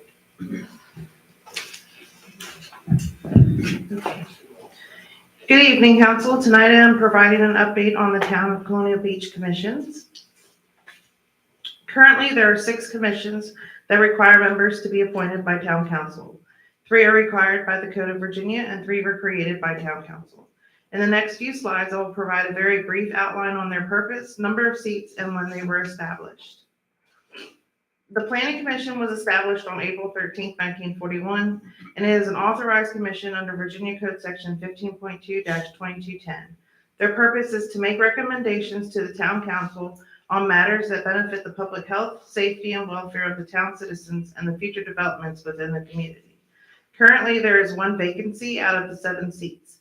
As you can see from the graphic above, in January, a member's term will expire and the seat will be available for applicants, so that will make 2 vacant seats.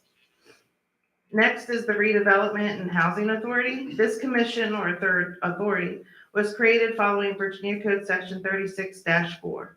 A referendum was held on November 8, 1977, ending with a 450 to 250 vote. On November 23, 1977, Judge Dixon Foster of the Circuit Court of Westmoreland County entered an order into the law order book of that court, authorizing the Town of Colonial Beach to create the Redevelopment and Housing Authority. The purpose of the RHA is to provide aid to improve the living and housing conditions for homeowners within the town that have a low to moderate income. The authority consists of 7 seats that are appointed by town council. Currently, there are no vacancies, but in January, 2 members' terms will expire and the seats will be available for applications. Next is the Board of Zoning Appeals. It consists of 5 seats and 1 alternate. The positions are appointed by council and members are then sworn in by the clerk of court in Westmoreland County. The authority began after the town council resolved that the judge of circuit court be petitioned to appoint a zoning commission for the town of Colonial Beach on March 13, 1947. The purpose of the board is to hear and decide on zoning variances and zoning appeals. There are 2 vacant seats on the Board of Zoning Appeals, one of which is an alternate, and the alternate steps in if a member is unable to make it to a scheduled hearing. The next one is the Parks and Recreation Advisory Commission. It is one of our newest commissions created in October of 2020. It currently consists of 5 seats that are appointed by town council. As you can see from the chart, their terms are ending. Their purpose is to make recommendations to council on park policies and develop programs for the enrichment and recreational needs of the citizens. And then we have the Memorials Advisory Commission. It consists of 3 seats. This commission was created on September 12, 2002 by Town Council. Its purpose is to make recommendations to Town Council on who to recognize and add to the memorial wall. This commission has been dormant since it was reestablished in 2019. Members were appointed in 2019 and 2020, but due to COVID, the enthusiasm of revitalizing the commission fizzled out. Lastly, there is the Tourism Advisory Commission. Its purpose was to support the town manager and town council in expanding our tourism market. As you can see, all 9 seats are now vacant, and they have not met for at least the last 3 years.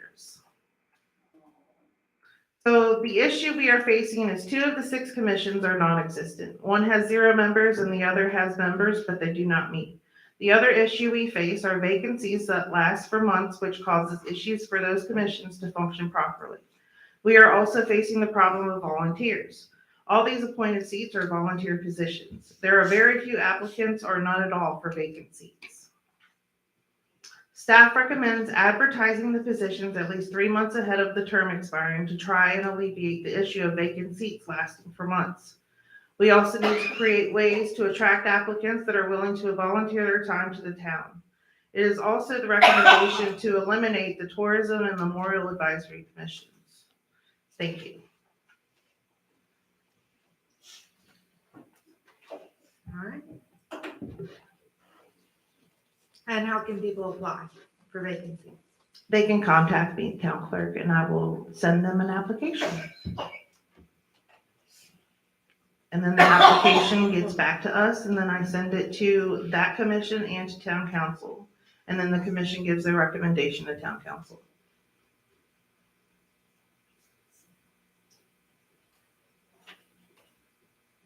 If we were to take the recommendation of the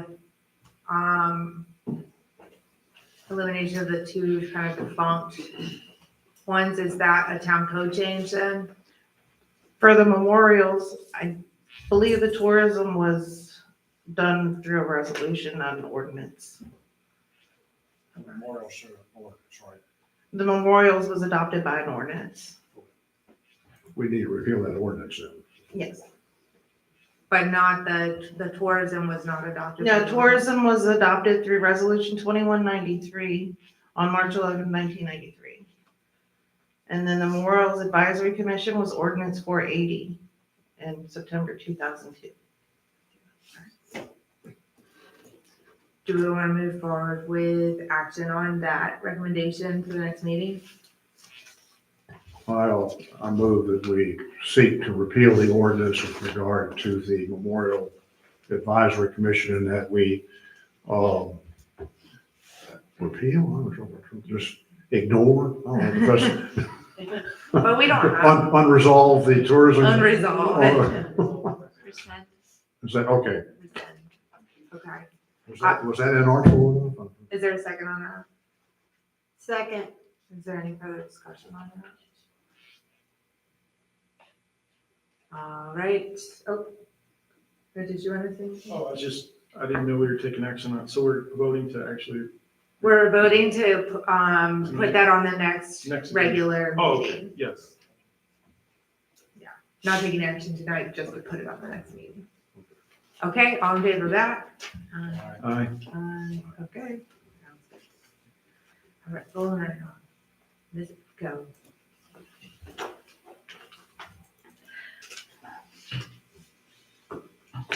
Good evening. I'm Kelly Evco, and I was asked by Councilman Self to be here to explain a little bit about myself and what I've been working on since I arrived. So just as a reminder, back in March, you guys approved an additional position, very part-time position, that is, to help with economic development. And I'm thrilled to be here. I've really enjoyed my time. I arrived in late March and have been working diligently on a lot of different things. So a little bit about my background. Who am I? Why am I here, basically?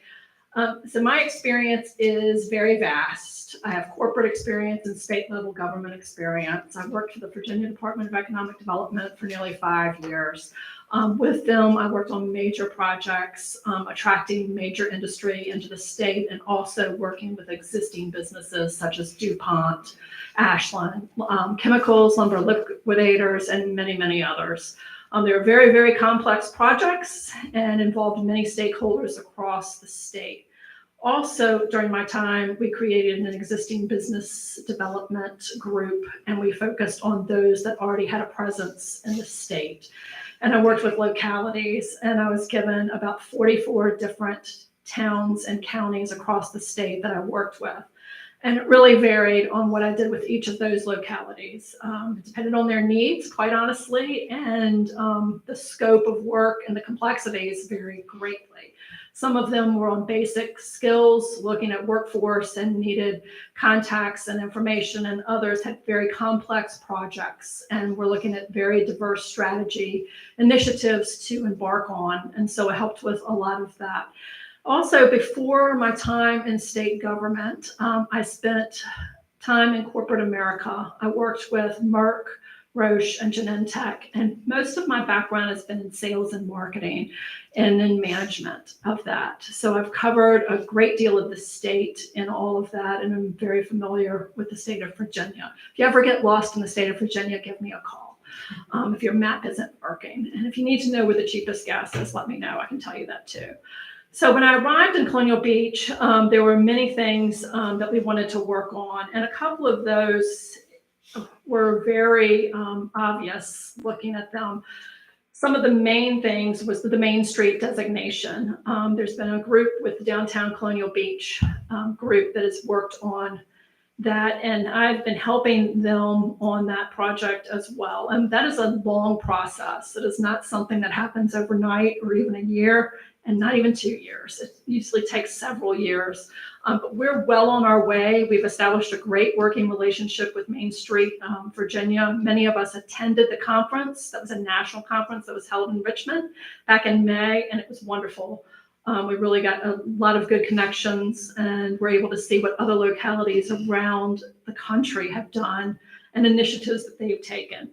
And what Main Street really does is it goes in and looks at business corridors that may not be as prosperous as they could be, and what are ways that they could improve themselves and grow.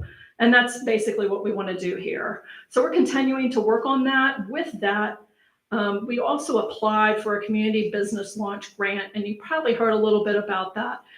There was a lot of discussion as to whether we could get that together, but we did in a very short amount of time. And that is with the Department of Housing and Community Development. And what that grant does, it's kind of like the Shark Tank for businesses in your locality. And we needed a match with that, and the Downtown Colonial Beach group was able to do that.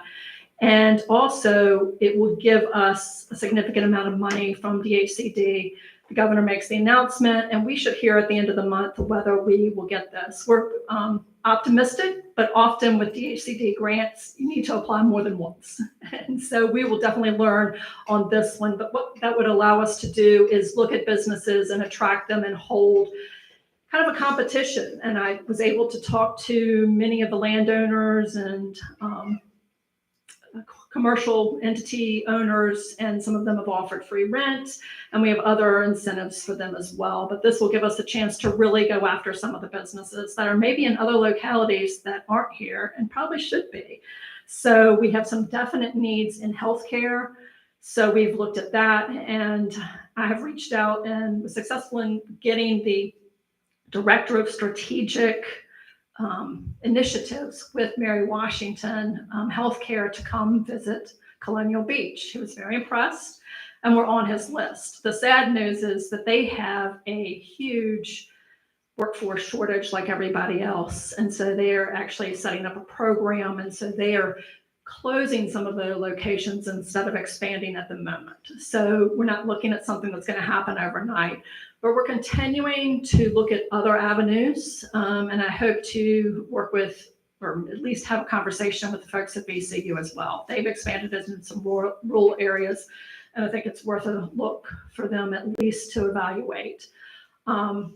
There are some other smaller groups and entities that run urgent care facilities. Many of them you really don't want in your community, quite honestly, but I've investigated many of those as well. So that continues to be a priority. I continue to be the kind of liaison to other organizations. I jokingly have been told that I've invited everybody to come visit Colonial Beach. So we've had representatives from the Virginia Tourism Corporation come and spend some time in Colonial Beach, which is very helpful.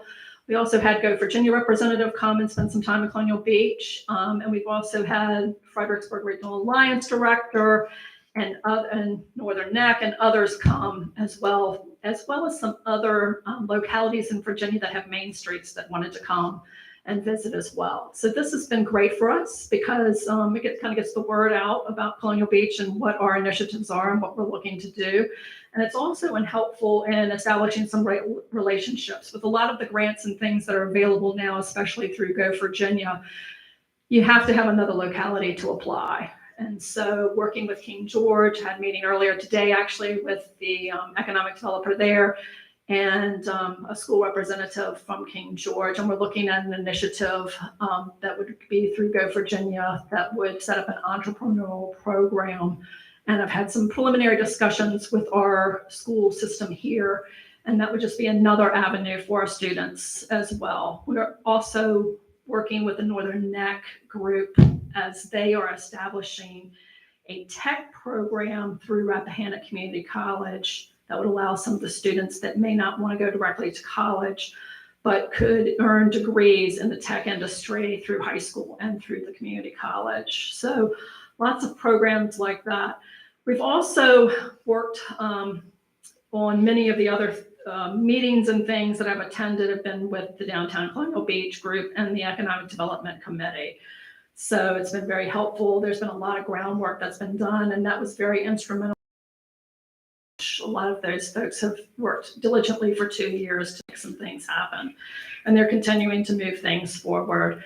So up on the screen now, you can look and see at some of our future priorities that we would love to focus on. And this is continuing to work on the Main Street designation, a strategic plan for economic development. We recently held a one-day work session with Charles Hartgrove, which was very helpful. And we had a lot of our stakeholders and who I like to call doers in the community that were there to offer some input. And some of the town manager or the mayor was kind enough to attend as well. And it was very beneficial because we got lots of good feedback. So as Mr. Hargrove finishes his work with our input, we'll have something to work with moving forward. Obviously, we're working to expand the healthcare options. That's an ongoing process, as I mentioned earlier. And I really think that we need to expand our maritime focus. It's a huge driver from an economic development standpoint, tourism and everything, and I just don't think that that's been utilized enough. I've met with some of the current owners, and I think they agree with that. I'm working to enhance relationships with all the government entities, the acronyms you see up there, VDP, which is the state organization I mentioned earlier, Go Virginia, which is a group of business leaders that was developed years ago, which is part of the Department of Housing and Community Development, but they work on economic development now, and they have money. So it's really nice to partner with other communities, as I mentioned with King George and some of our other neighbors, hopefully. So we're working on those relationships to continue to expand them and look for ways that we can work together. Also with the Northern Neck Planning Commission, they are very instrumental. They've been very instrumental in helping other localities, and I'd love for us to get a piece of that pie as well. Working with developers as well, working on property listings. We really don't have a great listing of current property owners and properties that are available, and what the properties really have and what they don't have. And so it's nice to recruit additional businesses. We're working to enhance and expand the community Colonial Beach experience with new signage, which we're working on currently, and some beautification as well. So I'm happy to answer any questions. Any questions? I just want to say it's been a pleasure every meeting that I've attended with you. I've been really impressed with your just leadership and collaboration in downtown Colonial Beach in the Economic Development Committee meetings. Both those groups are doing amazing things. I think having the town there at the table in that is so critical to that being meaningful. And that one of my favorite things about, and I was not necessarily an advocate of their position, to be honest with you. But you know, I think a lot of people spoke loud and clear about how necessary it was. But one of my favorite things is that when people come to me and say, I want to start a business in Colonial Beach, I directly know exactly who they should talk to, and it is you. Right. And I mean, in the past, our town manager has, you know, kind of taken that hat on, but the reality is that they are dealing with daily operations, management of all these departments, and they're really not focused on that business zone or answering those business questions necessarily in their day-to-day. And the fact that we can send them to you gives, and your knowledge base is so impressive with your zoning. You know exactly, okay, what kind of business are you gonna have? Okay, because now we gotta really focus on where does that fit in with the zoning, because that is one of the biggest, most frustrating parts of the process for a new business owner. I have this great idea, I'm super inspired to do this, but don't understand all of those zoning issues that come along, and then that's so frustrating for them. So I think it's been a big step in the town being more business friendly in a way that we hadn't really been before. An unexpected step. I wasn't truly convinced before. But Thank you, I appreciate that. yeah.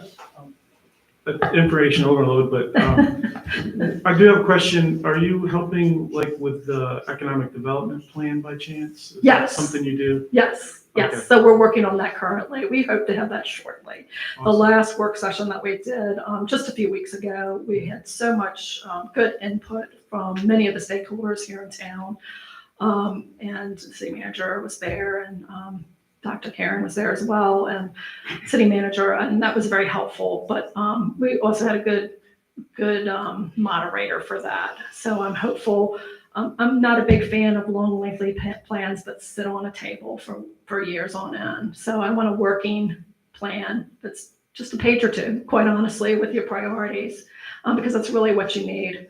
And while I think most of us agree on most of them, but I think it's nice to have it in writing and to really look at kind of a timetable as to accomplishing those. And we can definitely do that. Is there opportunity for just regular citizens to come and give some input before the final draft? We had that.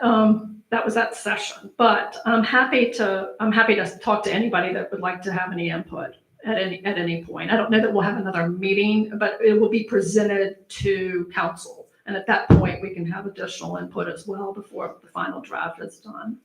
Okay, thank you. Absolutely. I think Tom would like to politely remind you it's the Commonwealth of Virginia. What did I It's a say? state. I do that, and I'm And it is a- usually the one that says the Commonwealth. I was a page in the General Assembly, and I've spent my whole life Brandon's here. giving you a hard time. Right? I have been known to correct judges on the bench on that.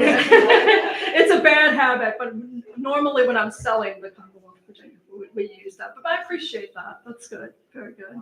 Yes, Mr. Allison. I just want to say thanks for listening to some of my ideas. Sure, they are great, and it turns out I know that owner. He was actually on the board at VDP, so I'm really anxious to talk to him. But I know that he travels the world, so he told me that they'd be more than happy to sit down with me, but they would like they were traveling, so I was trying to be nice and give them a little extra time through the holiday weekend and another week or so.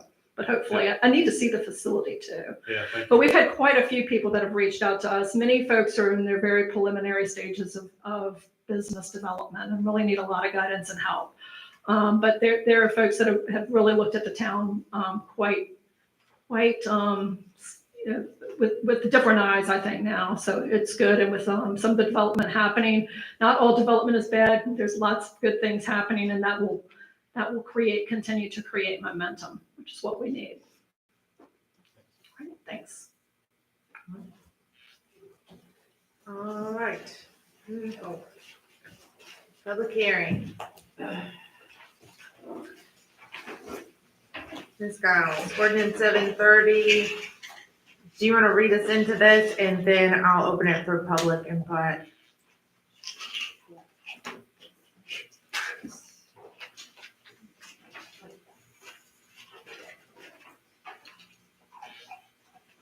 So the public hearing, and we've discussed this to a degree, but the ordinance that you have before you tonight is ordinance 730 to amend the Town of Colonial Beach section, Code of Ordinances, section 1463 regarding the parking. And this is for just regarding the parking season. And that was a matter that was requested to be put on the agenda at one of your August meetings. The proposed change before you tonight, I try to keep this minimal because, as Mr. Moncur alluded to earlier, this chapter, along with many others, needs wholesale revision. But like the two that are in most dire need, the parking, and I guess the other one was food trucks. But anyway, parking in particular, there's just some ongoing work. So I would have loved to have brought you the whole thing tonight, but it's not really ready. There's just some other discussions, and the town manager mentioned due diligence that they are doing.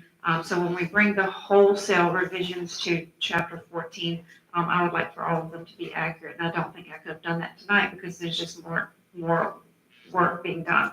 That said, however, the season, so that's why you have before you just this revision. And it's also a way of saying to you, this chapter should be coming back to you pretty in the near future with wholesale revisions. But again, this was only to change the season. To that end, I tried to be as minimal as possible, but by just striking one word, December, and replacing it with October, because what this revision does is it establishes the parking season from April 1st until the first day of October. There was one comment about when I ended at September 30th.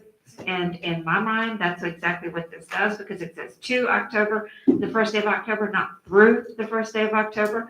So, and I would ask Mr. Moncur to tell me if he disagrees with that, but this does the same. But if council would prefer to word this differently, to say until or through the last day of September, I do think you get to the same place, but if it makes you more comfortable, you could word it that way as well. We'll open it for public comment. I know we have one person submit electronically.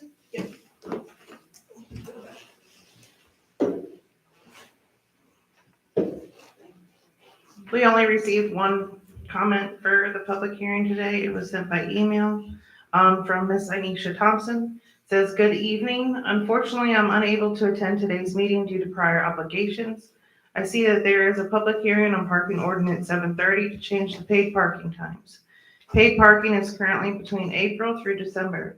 I still do not agree with the recommended changes that are being discussed. Real estate wasn't equalized this year to balance the budget, but you're willing to cut parking revenue by 3 months. How do you plan to fund the difference in the budget of the lost revenue? I stated at a previous meeting that if you're going to make parking free for one of the biggest events in town, you should make it free all year long. I find it unfair that families have to pay to park, but bikers do not. If people have funds to party, parking shouldn't be an issue. I do think that motorcycles should be half priced as two can fit in one spot. I am sure you will move forward with a vote to change the months. I strongly recommend you vote to change it from April through October or November, as October is still a busy tourist month for the town. The revenue loss won't be as impacted if pushed back some. Thank you for your time. Your favorite, Nisha Thompson." All right, is there anyone else here to speak on? She is. Practice ended early, sorry. Oh. Practice ended early. Well, Boys won. oh, JV one? Yeah. Okay, we're gonna close public hearing. Kids, keep it on topic here. All right, let's do a motion in a second, then we'll open it for I discussion. move we adopt the ordinance as amended. Phew, he's on task tonight. I said, do I have a second? Second. Okay, all right, it's open for discussion. Any discussion? Yeah, oh, okay. Mr. Allison? Do we have the revenue from October to December that we would technically lose during that time frame? When we looked at this before, we looked and saw that it was minimal in comparison to the previous months. There was some discussion around starting it later in May or June. We discussed at that time to keep it consistent with the season, April through October. So no, I don't have that specific months at this point, but we did make more money in April than we did in October as a comparison. So if there was a need to keep it consistent with the rest of the season, we looked at that time and determined that that was the concession. I think, I don't, Adam's here, but he gave a presentation at one point in time that had those months break down, and I was even surprised about how low October was. But I suppose the reality was it's really just that one weekend, and it's not the whole month the way the other months have multiple events maybe going on. Has a lot to do with weather too. Yes, you're right about that. What did he say? Has a lot to do with weather. It's true. Question. Yes, Mr. Robinson. Does this eliminate any kind of special event parking? Like for those months? Like, so say if somebody had a special event in April or October, the town couldn't charge any, even if there was, like Bike Fest, for example, thousands and thousands of people here. It would just be free parking for everybody. Yeah, right now in April, this ordinance still, people do pay to park in April. I have observed there are enough businesses in town that struggle to make it through the winter. If this helps, it's good.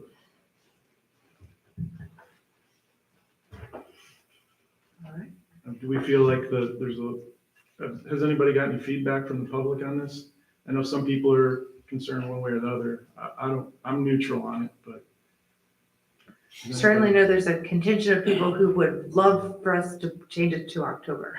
We're just in a public hearing and see the degree of interest in it. Yeah, not a lot, so, okay. Yeah, I'm kind of with Tom. I think that we get enough grief about the fact that we charge for parking in the first place, although there we are talking about how it's,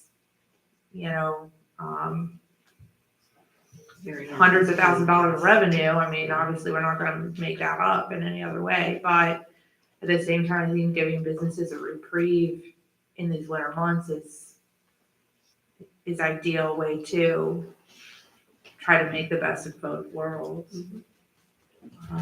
Regardless of the Bike Fest issue, kind of. Yes, Mr. Allison, did you? I thought you pulled your mic, weren't you? Madam Mayor, I'll also add that in those previous economic development stakeholder discussions last year, members of the Economic Development Committee from the chamber, as well as other business members who were at the table, specifically asked for opportunities to help in the shoulder season, to your point. So I think the business community at large probably has spoken as it relates to adding some potential opportunities to assist their business in the off season, as well as potential special events in the shoulder seasons around whether it's Christmas time or Thanksgiving that could potentially be created to help with overall businesses in those shoulder seasons. Thank you. All right. Is there any further discussion? All right, I'll do a roll call vote. Mr. Rogers? Aye. John? Ms. Williams? Aye. Aye. Aye. There we have it. We'll come back to the full ordinance, Mr. Mack here. Yes. Come back to the full thing, yeah, later. It's one of our subcommittees. Oh, there you go, yep. You're on it too, I hope you know. All right, That's ordinance, appropriate. I mean, it starts adjusting. Ordinance 731, approving the sale and conveyance of town-owned real property to DDG Dotson Development Group Acquisitions LLC Phase 3. Ms. Skiles. Yeah? Read us into those. Yes, sorry, I didn't have my microphone on. So the ordinance in front of you is, as you pointed out, the ordinance to authorize the sale and closing, which is, should be in the very near future, on the Phase 3 properties. The Phase 3 properties are they were in the contract and are described together as Phase 3 properties. However, they are separate, and when I say they, what I mean is the developer is looking at this as Phase 3A and Phase 3B. So you have before you for approval, 2 deeds, one being predictably the Phase 3A properties and the other being the Phase 3B properties. And you will see, then we have discussed this before, that the developer has established special purpose entities to purchase these properties. And those are CB3A LLC, or DDG CB3A LLC, and DDG CB3B LLC. Again, I mean, normal practice, what I would always recommend, so not surprising to me. And otherwise, transactions exactly as in Phase 1 and Phase 2. I do have a little more detail that I did not have at the time these were prepared. For example, how they were going to divide the consideration, the purchase price for those. But I did confirm all of that with their counsel today. I do have the HUD-1 settlement statements, and all of the numbers match, so they got the money right. That was my main concern. So otherwise, these are the standard documents. The resolution does authorize, the ordinance does authorize the approval and execution of the deed, but also the attendant documents.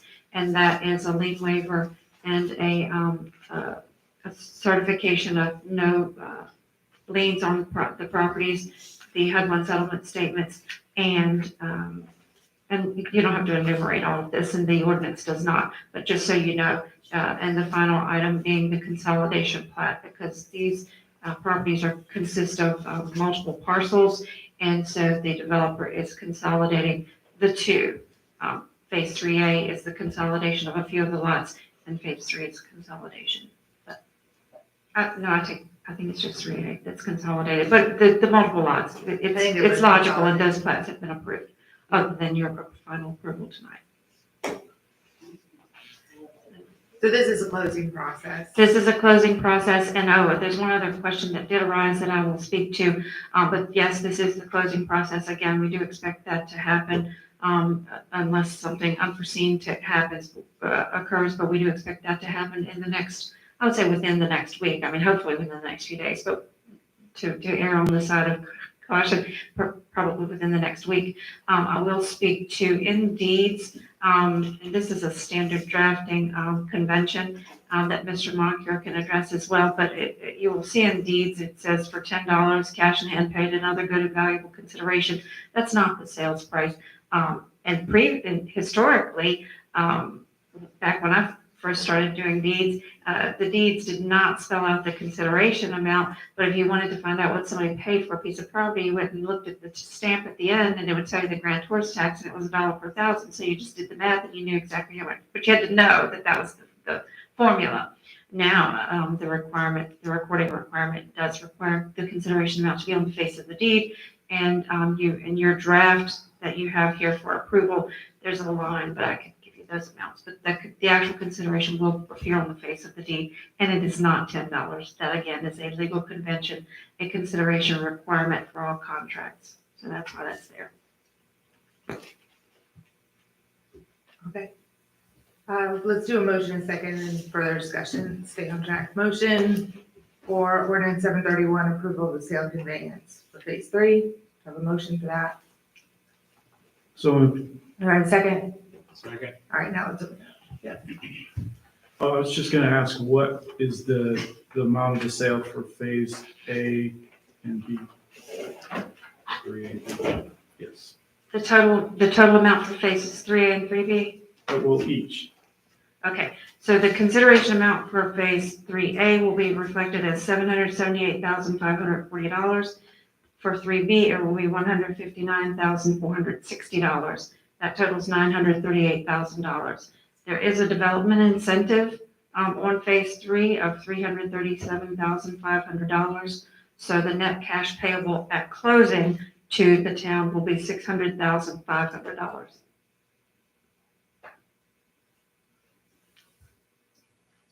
That's combined between the two. Okay.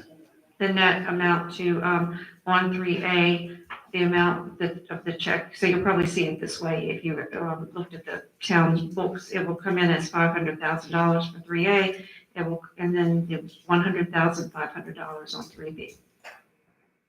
Does anybody know, is this the original amount that was agreed by the council back in 2020, was it? I can walk through that process. So when we originally went into contract with Dotson, 2019, by 2020, we were planning to close on phase one and start this. COVID had hit, obviously, global pandemic, nobody knew that was going to happen. They came back, they did an evaluation on phase two, which is the 3 historic buildings in town, the bank, the chamber, and the school board. They came back and the amount to invest in those properties was exorbitant, as we knew it would be, because there was mold issues. If you can't tell, all the sidewalk has been ripped out, all of the piping and everything had to be replaced. And they asked if there was a way to work out for their financing to approve it, to work out a $200,000 reduction in the entire package. The council met at that point in time in April of 2021, negotiated back and forth, and we came up with a conclusion that was in the middle.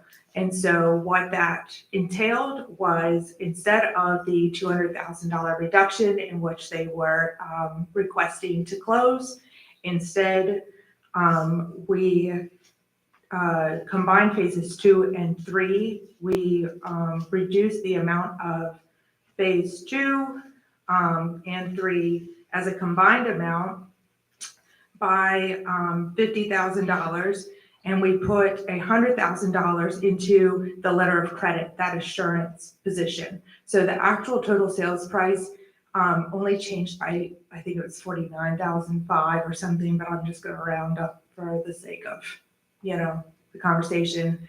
When we put the $100,000 in the insurance, that way, if they did not follow through with the contract, we were still getting that $100,000. Then we added $50,000 to phase 4.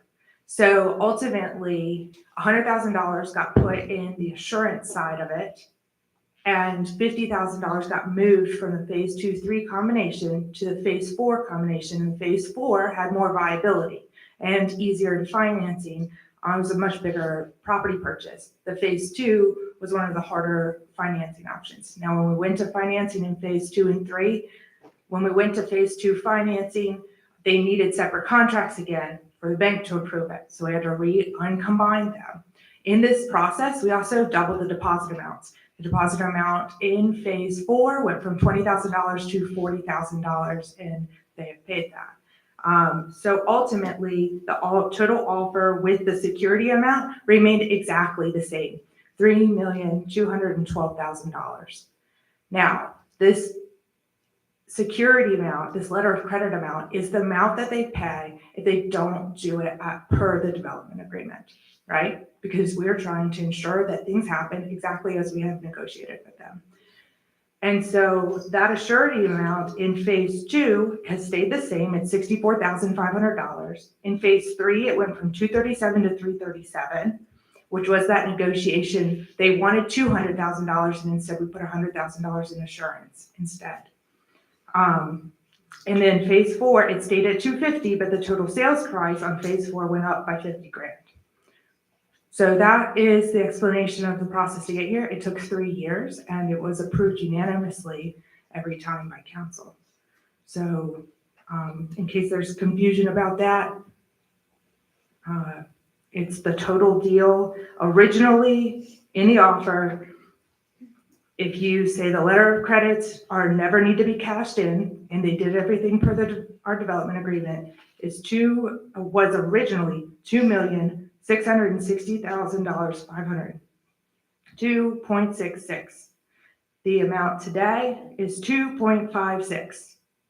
because $100,000 was moved into a surety. The total amount with a surety remains the same at $3,212,000. Okay. That will explain that. I want to set it on the record because I think there's a lot of misinformation about how that whole process happened. There's a lot of back and forth and combining the agreements and uncombining the agreements might have complicated how to track that. Any other discussion on this piece? What happens if we vote no? What happens? I would prefer to answer that question in closed meeting. Litigation. It wouldn't be good. Yep, litigation, that's what happens. All right. One question, somebody had mentioned, I know there's a lot of history in the town, but a lot of this property was taken, eminent domain, condemnation, or something like that. Is there a statute on that? Like, there's no legal ramifications down the road because of that? There are no consequences to you unless, because for one thing, you're not giving a general warranty deed, special warranty only. With respect to the, how secure that title is, that is not the town's, it would be the purchaser. And so their attorneys have, well, the title company has searched the title. I do have copies of the title binders, so they are agreeing to insure those titles at least securely enough to satisfy the lenders. So that's their research to do. Thank you. Is there any other discussion on that? All right, we'll do a roll call vote. Mr. Montier? Aye. All right, Ms. Robertson? Aye. Ms. Williams? Nay. Sorry, Mr. Allison? Aye. Aye. I don't know why. I don't know, I vote aye. All right, I don't have any reason to go into closed meeting. Do we have a motion to adjourn? Motion to adjourn. Oh, man, Vicky beat Tom to it. Have a second. Second. All right, all in favor? Aye. Aye. Excellent.